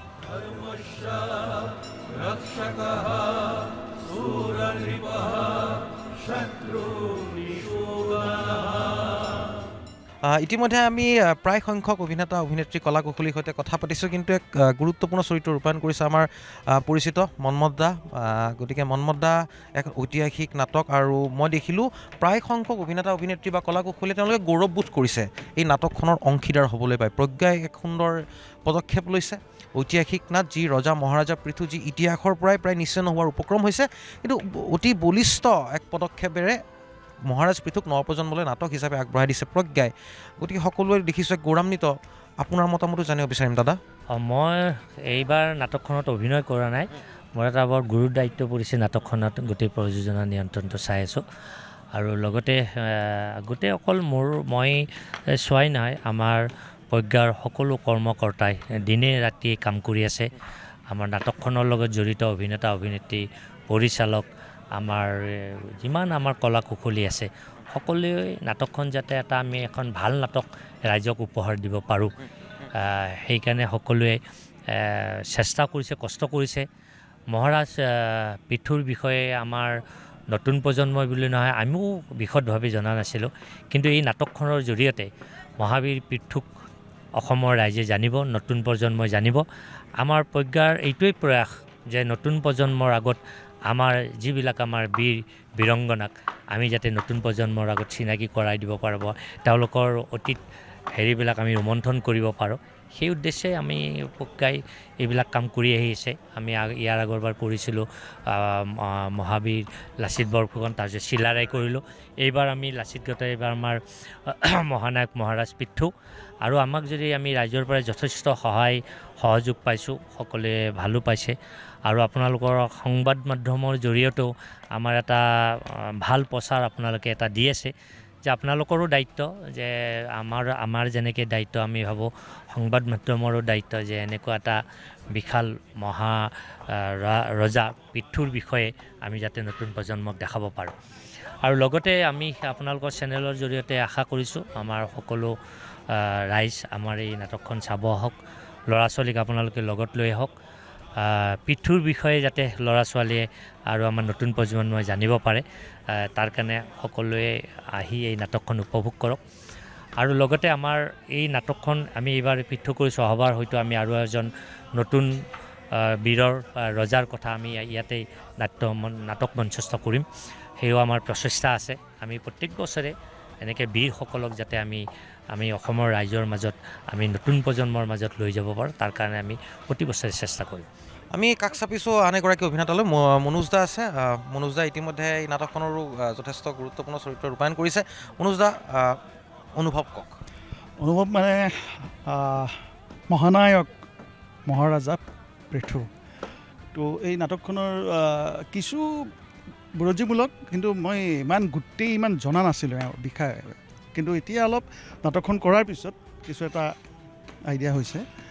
আৰু অনুভৱ ভালেই, কাৰণ আজি 15 দিনমান মই ৰিহাৰ্চেল কৰিলোঁ আমাৰ 6 মাইল কলাক্ষেত্ৰত। প্ৰথমে সৰু মটৰীয়া এইখিনিত হৈছিল মন্মথৰ উত্তৰায়ণ পথত, তাত মন্মথৰ ঘৰত। তাৰপিছত আমি কিছুদিন কলাক্ষেত্ৰৰ মঞ্চখনত কৰিলোঁ, যিখন মুকলি মঞ্চ, তাত আমাৰ 4-5-6 দিনমান হ'ল। তো এতিয়া সময় হৈ আহিল, অহা 12-13 তাৰিখে যেনেকৈ কামৰূপৰ কাৰণে পৃথু মহাৰাজে যুদ্ধ কৰিছিল, এতিয়া আমি সেই যুদ্ধ এই 2 দিন কৰিব লাগিব ষ্টেজ ৰিহাৰ্চেল যিটো। তাৰপিছত আমাৰ ফাইনেল যুদ্ধখন অহা 12-13 তাৰিখে হ'ব। আশা কৰোঁ নিশ্চয় আমি চবেই কষ্ট কৰিছিলোঁ, বহুত এটা বৃহৎ দল নাটকখনৰ, ইয়াতে যুদ্ধ, নৃত্য আৰু বাকী আমাৰ অভিনয় শিল্পীখিনি আছেই। তো কমেও 30-40 জনীয়ামান দল হ'ব, বেছিয়ে হয়। গতিকে সেইদিনা আমাৰ আজি ইয়াতে আমাৰ ইতিমধ্যে ৰিহাৰ্চেল হ'ব লাগিছিলে, কিন্তু কিছুমান টেকনিকেল কথা থাকে লাইট-টাইটৰ, সেইকাৰণে অলপ পলম হৈছে। এতিয়া বোধহয় হ'ব 8, এতিয়া কেইটা বাজিলে? 8টা বাজে, হয়তো 9টা মানৰ পৰা আমি কিছু সময় কৰিব পাৰিম, কিন্তু হয়তো আৰু কাইলৈতো থাকিবই, কাইলৈ কৰিম। তাৰপিছত 12-13 তাৰিখে আমাৰ 6টা বজাত, তো সেইদিনা আচল যুদ্ধ। নিশ্চয় মানুহে ভাল পাব। আৰু এই চেনেলৰ থ্ৰুদি মই অসমবাসী ৰাইজ মানে অসমৰ পৰা আৰু গুৱাহাটীখিনিয়ে আহিব লাগিব।